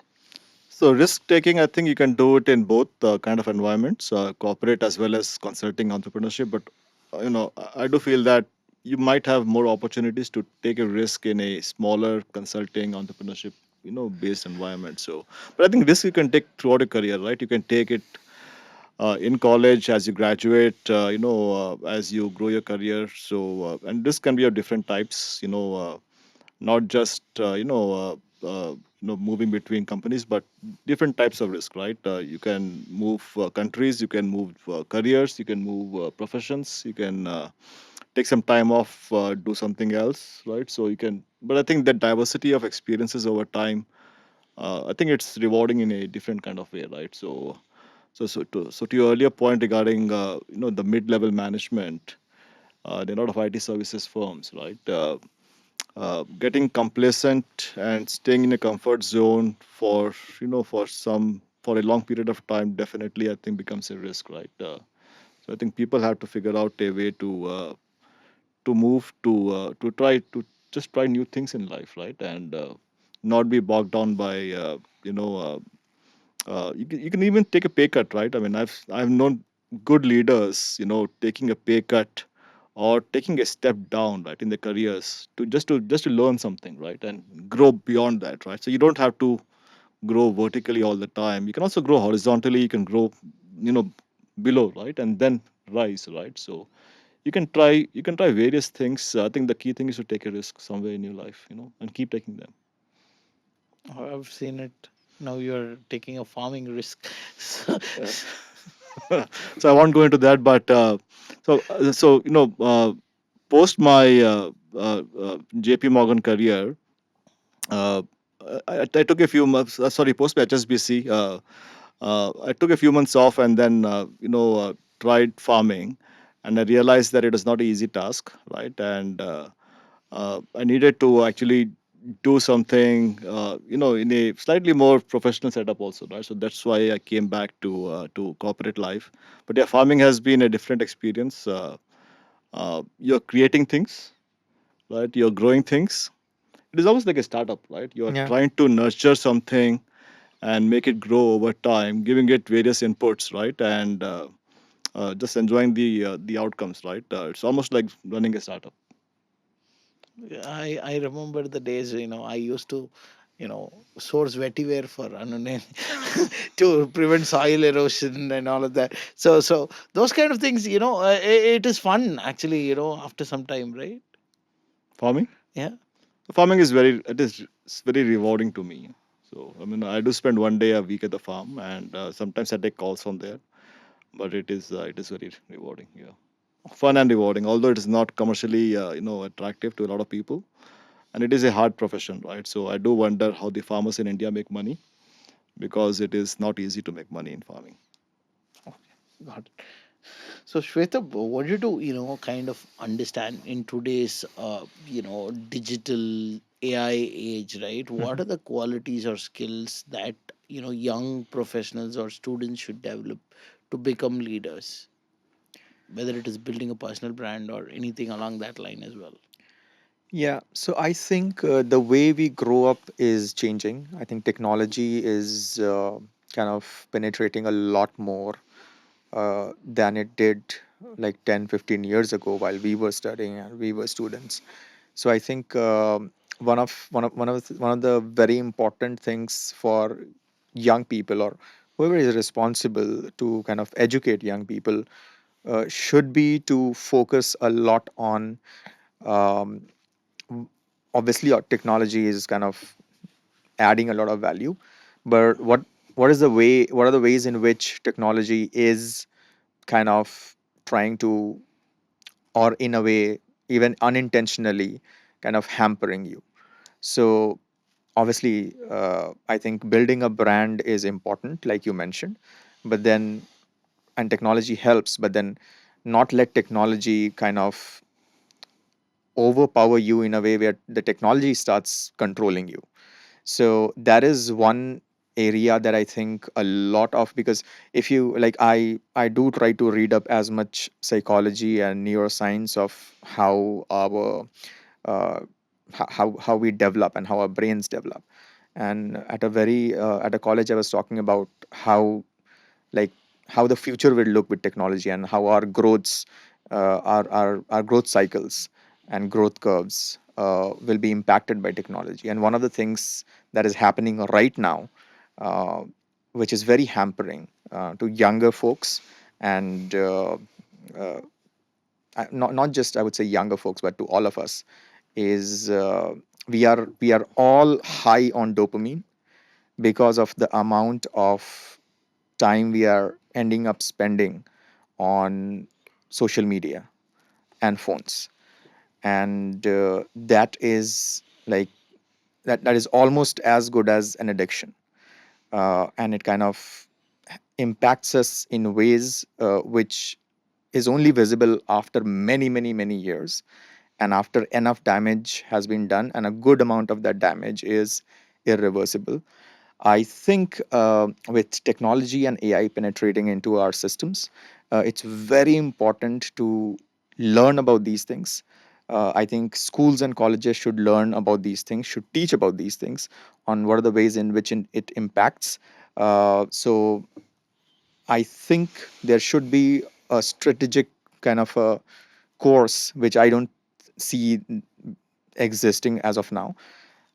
What are the ways in which technology impacts your growth, both positive and negative, how to use technology for you, and how to make sure that technology, like, you don't become for the technology, right? And a lot of technology today, social media and everything, it's designed in a way to hook you onto it. And the idea is data collection. If you look at the Cambridge Analytica case, what happened, the Great Hack is a documentary on that. If you look at Social Dilemma, it talks about how the tech ecosystem is kind of taking uh, control of your life. And the idea is to have that data, right? Why is it free? Because they collect that amount of data. So I think it's very important for younger people. Uh, and one of the key, I would say, areas to focus on, to understand what are the ways in which technology is has a very positive impact, can have a very positive impact on my growth? What are the ways in which it's hampering? And try to kind of use it as much, leverage this side as much as possible, and mitigate this side of it. I don't see that education enough in the system right now, and I think it's very important. Yeah, education and regulations. I think to your point, it doesn't kill people, right? It doesn't Yeah. kill people right away. So there's no regulations also. But if something kills people, they will, the governments regulate things, right? But this technology doesn't. It's a gradual, long-term effect with no tangible, observations happening, downside observations, right? So there's no regulations also. But I think over time, all these things will happen. Yeah. Should happen, right? So, Mostly the damage is visible over a very long period of period. time, 10 years, 15 years. And to even conduct a study, it will take 15 years. By the time, like, what's happened to the people who went through all of that in the 15 years? Because So, it's all mental, right? So you Yeah. cannot really quantify. yeah, there's no experience. It's all tangible, mental. things that you can see, right? Nobody's dying of it today, right? Yeah. So there's no regulations. Right, and yeah. people are getting influenced by it. Yeah. Data collection one part, but Yeah. they are also using technology to influence people yeah. and the minds, and So the Cambridge outcomes are Analytica, being changed. yeah. So the Cambridge Analytica study is like, that whole case study is all about how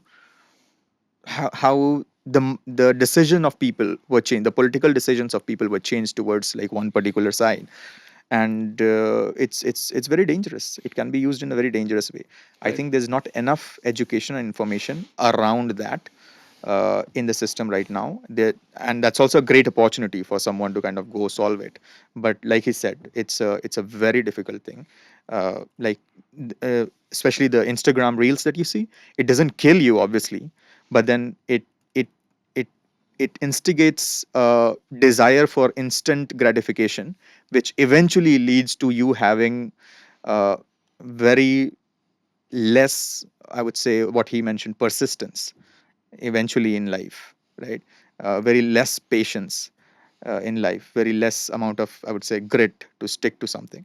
So it eventually kind of impacts you in ways that you can't see right now. It will be visible in like 10, 15 years. So I Yeah, think there's I a think there's a it's gap. become more manipulative now. See, Yeah. earlier you open the app, I open the app, you get the same, content, right? Now it's all customized Yeah, to yeah. manipulate you based on Yeah. your demographic pattern, purchasing pattern, your income, all the data. So now that's become manipulative. We have become the Yeah, and product now. sadly, a lot of the people don't understand how it works, right? I mean, we Yes. might understand how it works, but Correct. most people don't. Yeah. And And just to add to what he said, regulation, I think China has done it, where it has kind of prescribed a certain kind of content, which is only educational in nature, which is kind of regulated content, educational in nature for a certain age group. So obviously, most of the content that we see is entertainment, but China has some kind of a regulation. I don't know the details, but it has some kind of a regulation. That is China is Yeah. a screwed up model. Regulated content means I want you to see what I want you to see. Yeah, yeah. So So it should be. I believe it should be an individual's decision with all the options available, and it's a wise decision. You educate them to take the wise decision.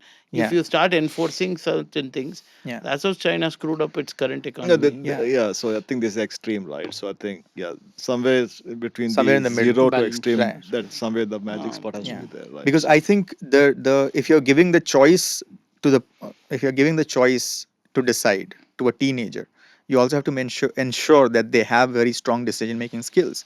You cannot let a teenager take a decision with zero kind of, I would say. I think one of the social platforms does have age restriction, even in the US. I think Facebook has a 13-year Yeah, but they something like just that. fake up the details, and then But that's Yeah. the there is validation that happens. Yeah. 18 years so was so the there is age. so that so is there is a spectrum to play in, that is right? like a Yeah. wall, but actually a line. Yeah.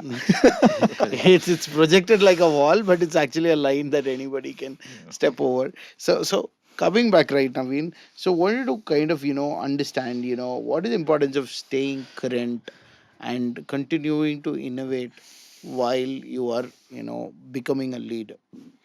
I think it's very, very important for leader to continuously learn and adapt, right? Because if you're not, see, people are, when you say leaders, people are always following them, looking up to them, looking at inspiration and everything, right? And as the leader, you can only do that if you are constantly in touch with what's happening around.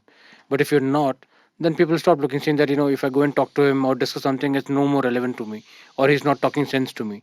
And that's when, that disengagement starts, right? So as a leader, it's very important for their own survival and also for the organization, right? So as long as the leaders are able to add value, able to live up to the expectation organization, they survive. So I think it's very, very important as leaders also, right? It can be like Anunde said, it's not just 20s, 30s, but even 40, 50. Everyone has a different struggle. The quantum of struggle is changes, right? Or the variety of struggles changes.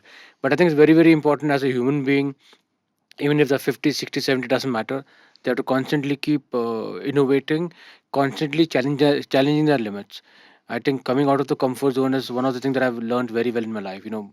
Given a person who used to be an introvert, in my childhood days, but when I knew that if I have to grow in the organization, I have to become extrovert, I have to collaborate with people, I have to be on social media, I have to interact with.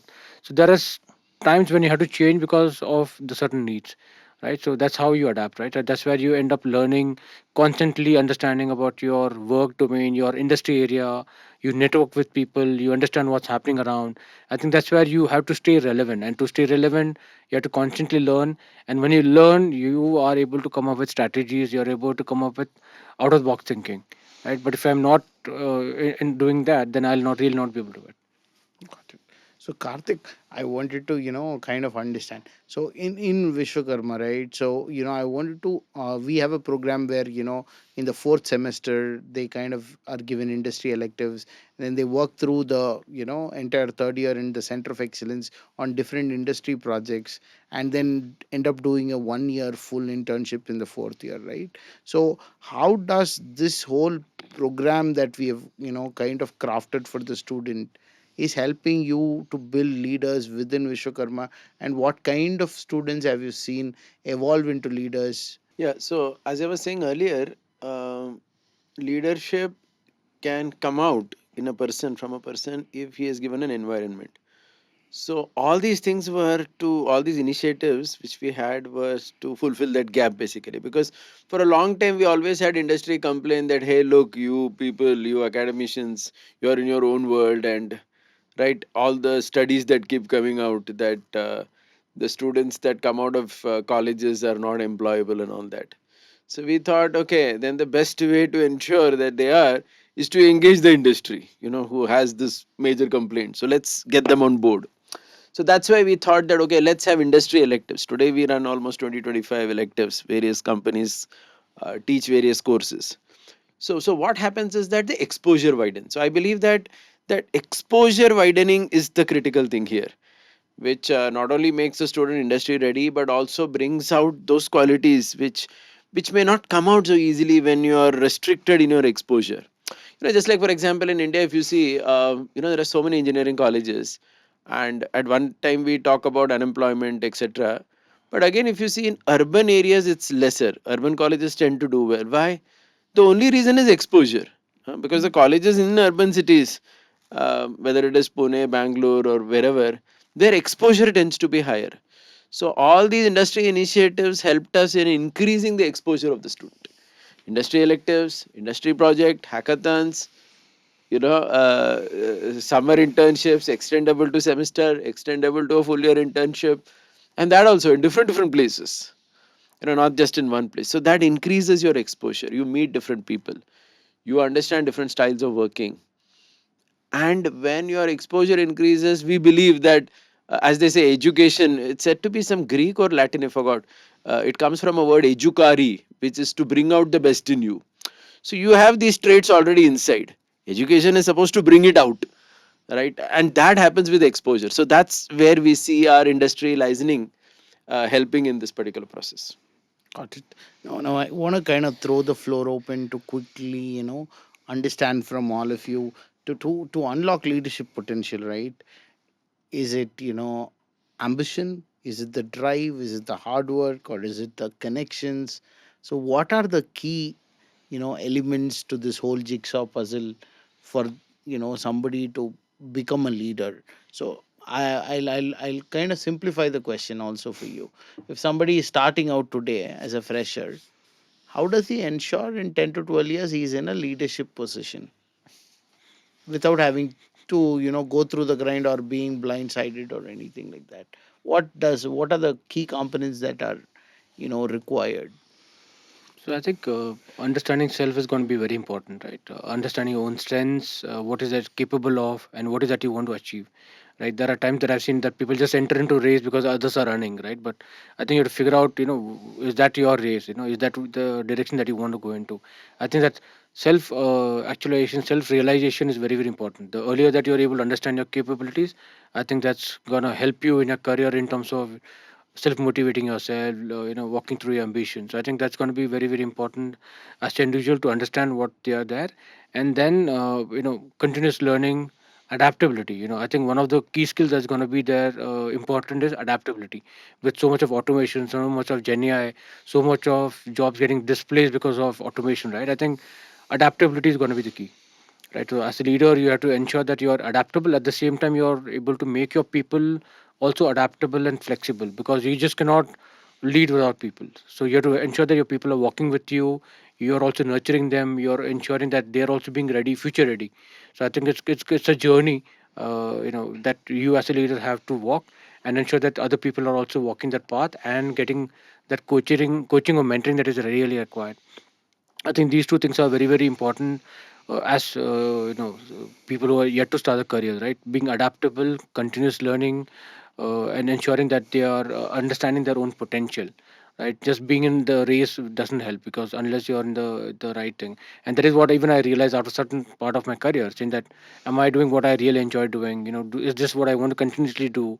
That's when I said that, let me play to my strength, let me play to my potential, let me keep doing something that I enjoy, and that automatically brings out the best results, and I'm passionate about. Quick question here. I keep saying kids that you should never listen to your parents. You should listen to somebody who's already living the life you want to live, All right. because your parents are very well intentioned but not always well informed, and a Correct. parent is too emotionally involved to do anything for the kid except the kid be himself or herself. Correct. So I wanted to understand your point of view on that. So when you say pick up a mentor, right? Correct. So usually people look up to their parents first up, but Correct. then as they grow through the teenage and then get through to college, right? Correct. How do they find mentors at that kind of an early age? See, they'll have to look at the kind of people, personality they would want to idolize, right? And people with whom they are able to relate to, right? So, example, if I have to pick up a mentor, I would look at someone whom I can trust, whom I can open up to, and I know that this person is going to give me the right direction or guidelines. Someone is going to help me out with my particular problem. So I think that's where that comfort is very very important. That relation and that trust building is very very important. So once that is happening, then you know that, okay, this is the right person that I need to follow. I'll get right inputs. So that's why the alignment is very very important. I just cannot pick up any mentor unless someone is having that expertise. And also, I was talking to someone where they said not just having one mentor, there could be multiple mentors in multiple areas. Someone probably in leadership aspect, someone probably in the domain expertise, or someone who's a technology leader. So depending on what kind of guidance that you're looking at, I think having those mentors, it's nothing bad, right? You can have multiple mentors, and that's how you'll able to really grow in your career, and you're able to talk to people, because one single person cannot have all answers, right? So probably they'll have certain answers that you can take from them, and then you go to next mentor if you want something else. If, for example, I want to learn about the different technologies which are there in recruitment or HR, right? I'll go and talk to someone who's actually doing that day in day out. If I want to probably coming up with maybe people management problems, I'll talk to someone who's got that exposure experience, and then I talk to them and then pick their brains, and then probably talk to two three different people, and then figure out saying that probably this is going to be the right solution for me. Yeah. So to answer your first question, I think we need to understand that the education system that we have today, it was it's basically an after party of the British colonial system, right? And it was not designed to create thinkers or leaders or foster creativity or create entrepreneurs. It was designed on the foundations of conformity, compliance, and obedience to create templatized, high quality, one dimensional, cheap labor. So there are a lot of components of ourselves and our personality that do not grow in that system, right? So we have gaps in our growth, and it is not by mistake, it's strategically put there, right? We not learning about social emotional learning, we not learning about ourselves, we not learning soft skills, we not learning, I would say, uh, our how to develop as a personality, right? So I think those gaps are there. The first thing that a fresher should do in your 20s, I think you should take this, everyone should take this responsibility in their 20s, identifies those gaps, fill those gaps, and then figure out, like he said, what I really want to do. Like what is it that I am meant for. Not everyone, like he said, leadership comes to some people very naturally, right? uh, he mentioned that education actually comes from a word that is about finding yourself. Not everyone is good at everything. I would Mm. say figure out, try multiple things, try to do several things. I was very lucky to land in a company that actually, and I was in a program that allowed me to do multiple things. When you do so many things, you figure out what you're really good at, right? And once you have found that, once you have found that, then try to grow in that space by finding the right mentors, like you said. And you don't have to have one mentor. Maybe for a spiritual, you have a spiritual mentor, right? You have a mentor which specifically helps you with a particular topic, right? Find the right mentors in the industry today. With internet, it's not very difficult to find right mentors. So find those right mentors who help you develop the plan and take a responsibility of your career. Because a lot of times when I talk at universities and colleges, students are more in the in the zone key, okay, I know this, now you tell me what to do, Mm. right? They are like, you should tell me what to do, so that if I fail, I can put the blame on you कि आपने बोला था. नहीं, right? That's not the attitude that with which you can grow.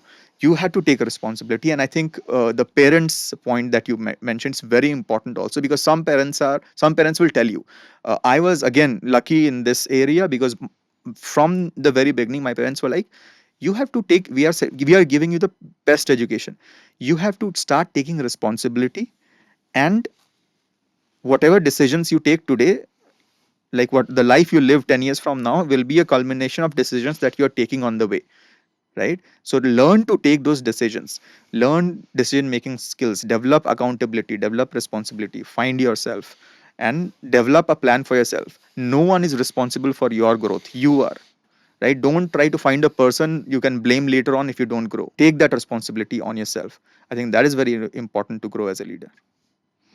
Your 2 cents on this. Yeah, I'll just add to what they said. So kids, I mean, when I say kids, it's not kids; it's the college students, right? Kids are, much more aware these days, right? So there's a lot of awareness, right?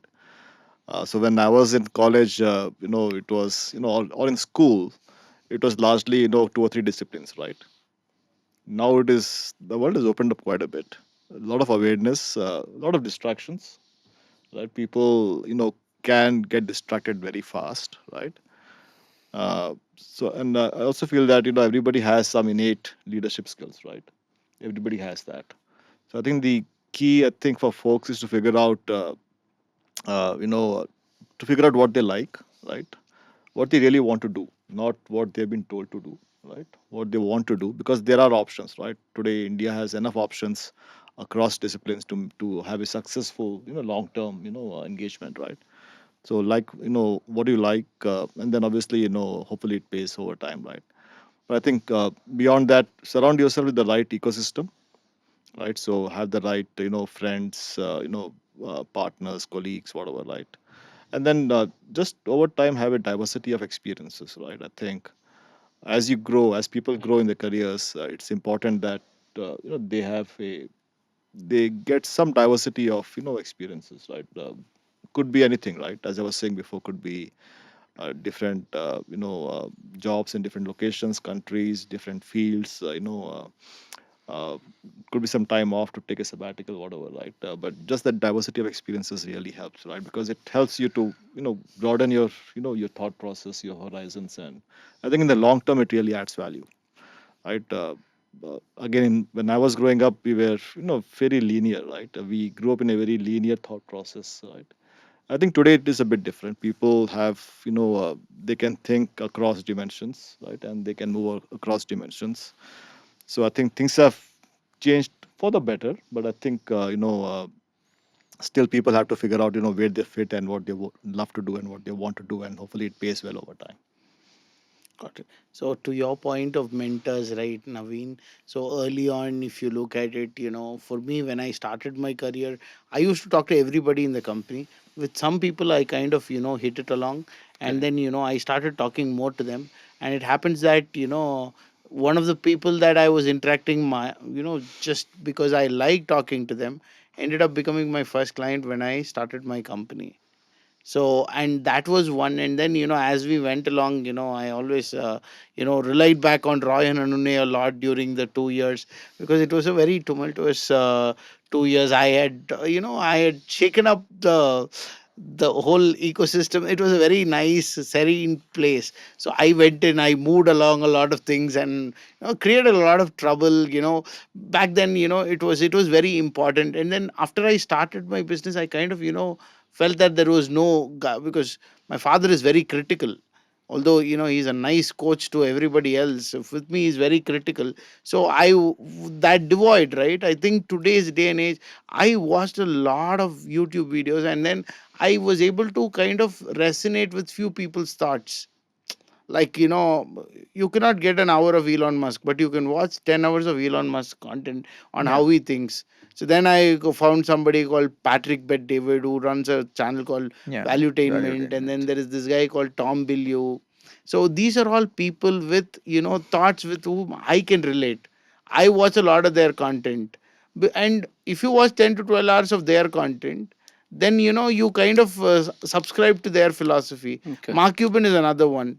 Before Indian Shark Tanks Yeah. opened up, you know before that, I have watched everything. But and US Shark Tank set the bar so high that Indian Shark Tank was not even close to it. And also, you want to talk to people who've been there, done that, right? Correct. Not who are on the way, and who are themselves struggling and all of that. So that is all there. But yeah, the mentorship part, I would say, physical mentors best, because you can access them very Right. easily. If that is not because it's two-way, right? Correct. So Absolutely. if that's not possible, probably online people that whose thoughts you subscribe to, you can start listening to them. So those thoughts kind of start culminating in you. So that is what I think about. And to a great point, to summarize all of what you guys said is, take risks, do what you love. And doing what you love, I was a data scientist, okay. And then I just think back now, how catastrophic a decision it would have been if I had remained a data scientist. Yeah. Uh, So yeah, I think finding yourself, like you said, is a very important step in you leading the way. fortunately it was possible, okay. So I was like, I start max centum, then biology to computer science to data science to sales. No, I think finding what you want to do in life is the toughest question that anybody faces. Right. Most people are getting slotted, right? You get slotted into a field or a Yeah. career, right? But people have different passions and likes and dislikes, and that is still tough in the Indian ecosystem. I think outside of India, some countries have this much more freedom.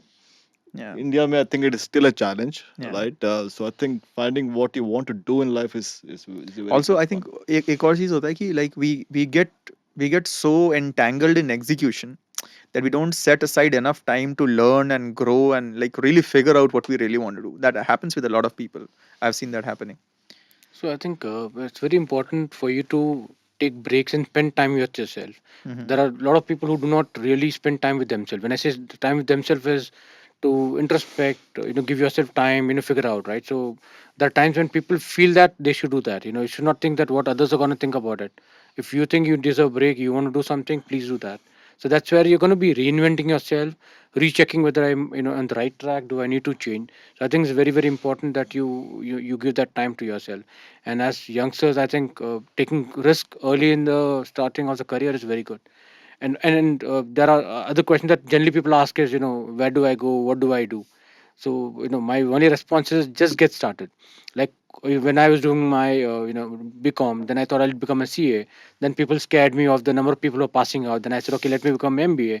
Then I said, MBA mein kya karna hai? Then I said, okay, let me do marketing was the most popular thing where you end up landing up a job. So I said, okay, let me do marketing and then finance. And then I started out my job in marketing. Then I figured out this is not my cup of tea. I moved to a BPO, where I learned operations and leadership. Then I said, I think I have to do something different. And that's how I got into recruitment, doing what I can do best, right? So that's how I slowly changed my career. And I said, okay, this is the right track and let me stick on to it. So don't fear, just get started. You'll automatically figure out in the first 1 year, 2 years, whether you're, in the right track or not. And then you end up developing network, relationship, getting a better understanding of corporate world, industry, and you'll know what are your strengths, what are your weaknesses, what are your areas of development. I think so don't worry, just get started, you'll figure out your way on the way. I allude to it. So because it's what you all said is the summary of Ikigai. What Yeah. you're good at, what you get paid for, what you love doing. All of that in intersection is your Ikigai, so that you can do it. So when I started podcasting, so I had reached out to Ananya and I said, "Do you know about podcasting?" I said, "I do it for free, Ananya, because whatever we all get together once in a while, we do it. We just have to put cameras and mics to each one of us, and then do it, and then it suddenly becomes a profession, and then I don't feel like work. Okay, I get up even before my alarm when it's a podcast day. When it's something that I have to do with my computer, I don't muster the courage to get out of the bed at least.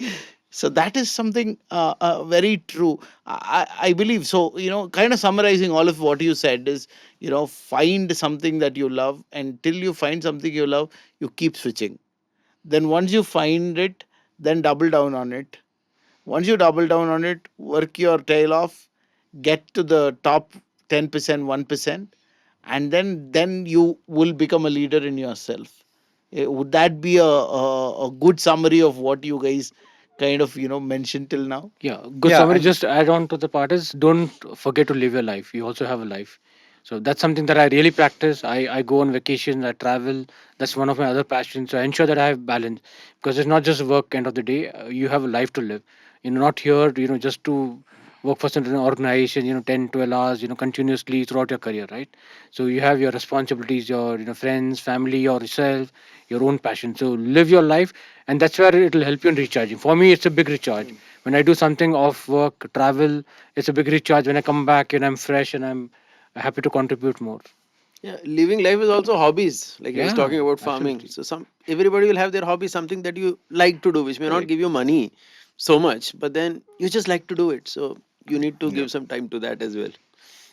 So I always believe that everything that we do, you can write it down. Anything that you do, it's all about getting happiness. I think Right? people these days are much more aware also. Correct. So there's enough options and enough avenues for success, right? So these days. Got it.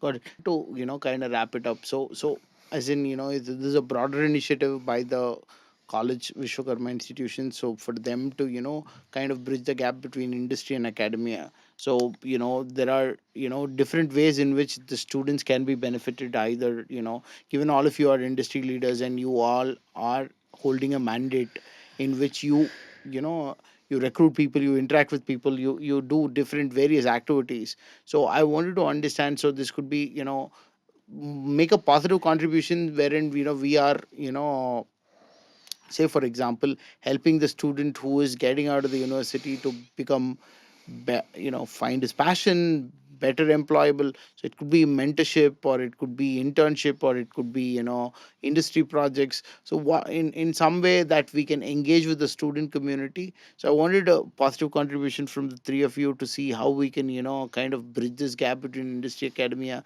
make the student evolve into leaders.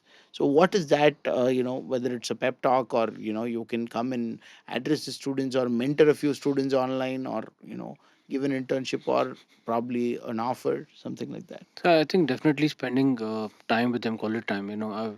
This is something that I've been telling some of the campuses, right? So some of them just get the leaders just to do certain talks and leave it. So that interaction from student and the panel does not happen. Probably one to question and the auditorium is fine, but I think they have to really have give them enough time to interact with a particular leader. I went to one of the campus, I told them. Then they said, there are some students who want to do a one-on-one or a group discussion with you. Are you willing? I said, I'm more than happy to do it because it's more relevant. That's what they want. For me, if I'm going for a talk, I'm given a topic to talk on, and I'll talk. That's probably not the relevant area that they would want to understand. So I think opening that particular, giving them quality time to interact, right, having that multiple one-on-one or group discussion, shorter discussion, I think that's going to be more effective for a student, right? Because if as a mentor or as a leader, I would want to really share that time rather than just spending time with certain professors and on the stage for half an hour, 1 hour. I don't think I'm really adding value to the end students. End of the day, students are the customers of the university, right? I think that is going to be really changing the equation. So I think it should be mentoring few students who are really looking at getting mentored, who are really ready to invest time, and not make it a mandate saying that every student has to have a mentor, because it should come from them also, right? It's a two-way partnership, right? Someone wants to get mentored, then we should definitely be able to mentor them, guide them, give them certain indications of what are things that they can do. And also I can probably help with my network, where people are willing to mentor. There are certain communities I'm part of, right? They have a particular large community where there are a lot of HR leaders who are ready to mentor students. So I think that's something we can always help in providing, because I think it's very, very important this happens, so that the generation which is in the college right now is going to define your country in the next 10, 20 years. I think very, very important that we have them ready, so that India stays on top of all the countries.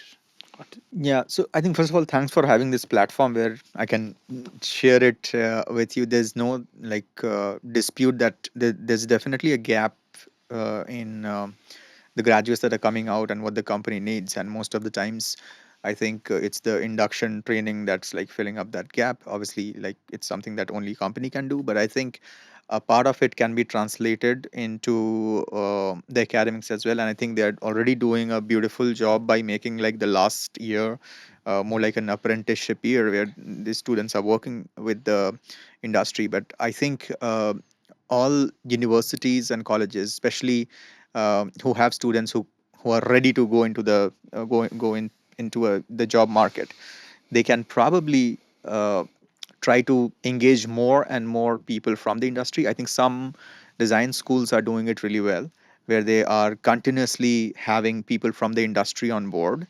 And they make these master classes or guest lecture or whatever they want to call it a format. Some are studio projects, which are like a few weeks. So integrate these components that are out there in the market into, like, you'll see there are so many companies, ed tech companies, who are doing master classes on certain topics. Why not integrate, why not find people and integrate those as a part of the curriculum? Because what the only difference is that the education system takes a while to catch up with the rate at which the industry is growing. Can never be the same rate at which the academics is growing, also because in academics things are like set in for the whole year, and here things are changing faster. So I think one of the ways is to get people and experts from the industry and have models where it can, like, those engagement models can fit in as a part of the curriculum. So if that is something that can be achieved, I think it over time it really kind of will evolve into like how medical colleges work. They work always with a hospital, right? And then the collaboration between the employer and the employee is very like tight, right? So I think I don't know why the industry hasn't adopted this model which medical colleges and hospitals have. But I think there have been some models where the companies are like, okay, what we will do is we will run this module for your colleges. I'm on purpose not mentioning those names, but then there are companies which run a part of the induction training in the college itself as a part of the curriculum. I think that can be democratized a little bit to make the students who are coming out more ready to take up the job. Cool. I'll just wrap up. What my thoughts are. So glad to mentor, right? And then glad to also participate in any events, right? And panel discussions at colleges, right? So I've been doing that for some time, and it's a rewarding experience because at least to me, it bridges the gap between youngsters and and myself, right? So that's a big gap. So it helps me understand the the mindset of the college students these days. But it's a very enriching experience for me also. At my last job at JP Morgan, what we had done something very unique was so in my department, in my team, we had a very quantitative program, right? Skills required, right? Very data, more coding heavy, skill set, and very mathematical too. But what we had found was that there were very few women, candidates who were in that field, across the colleges, right? So what we had done was we actually tied up with a couple of schools, actually few schools, and we enrolled their some of their students, female students in the second year itself, right? And then we took them on a remote mentorship over the next 2 or 3 years, right? And gave them actual exposure to what this team does, right? Otherwise, there's a big gap between what is taught in a college and what the industry needs, right? So we kind of helped bridge the gap over a 2 or 3 year period, right, with that cohort of students. And then as they graduated, they had the option to join the company, right? Because then they were kind of almost ready to be absorbed, right? So those are programs that I think work very well, right? But yeah, glad to mentor and be part of any panel discussions or programs like that. Got it. Thank you. Thank you, everybody.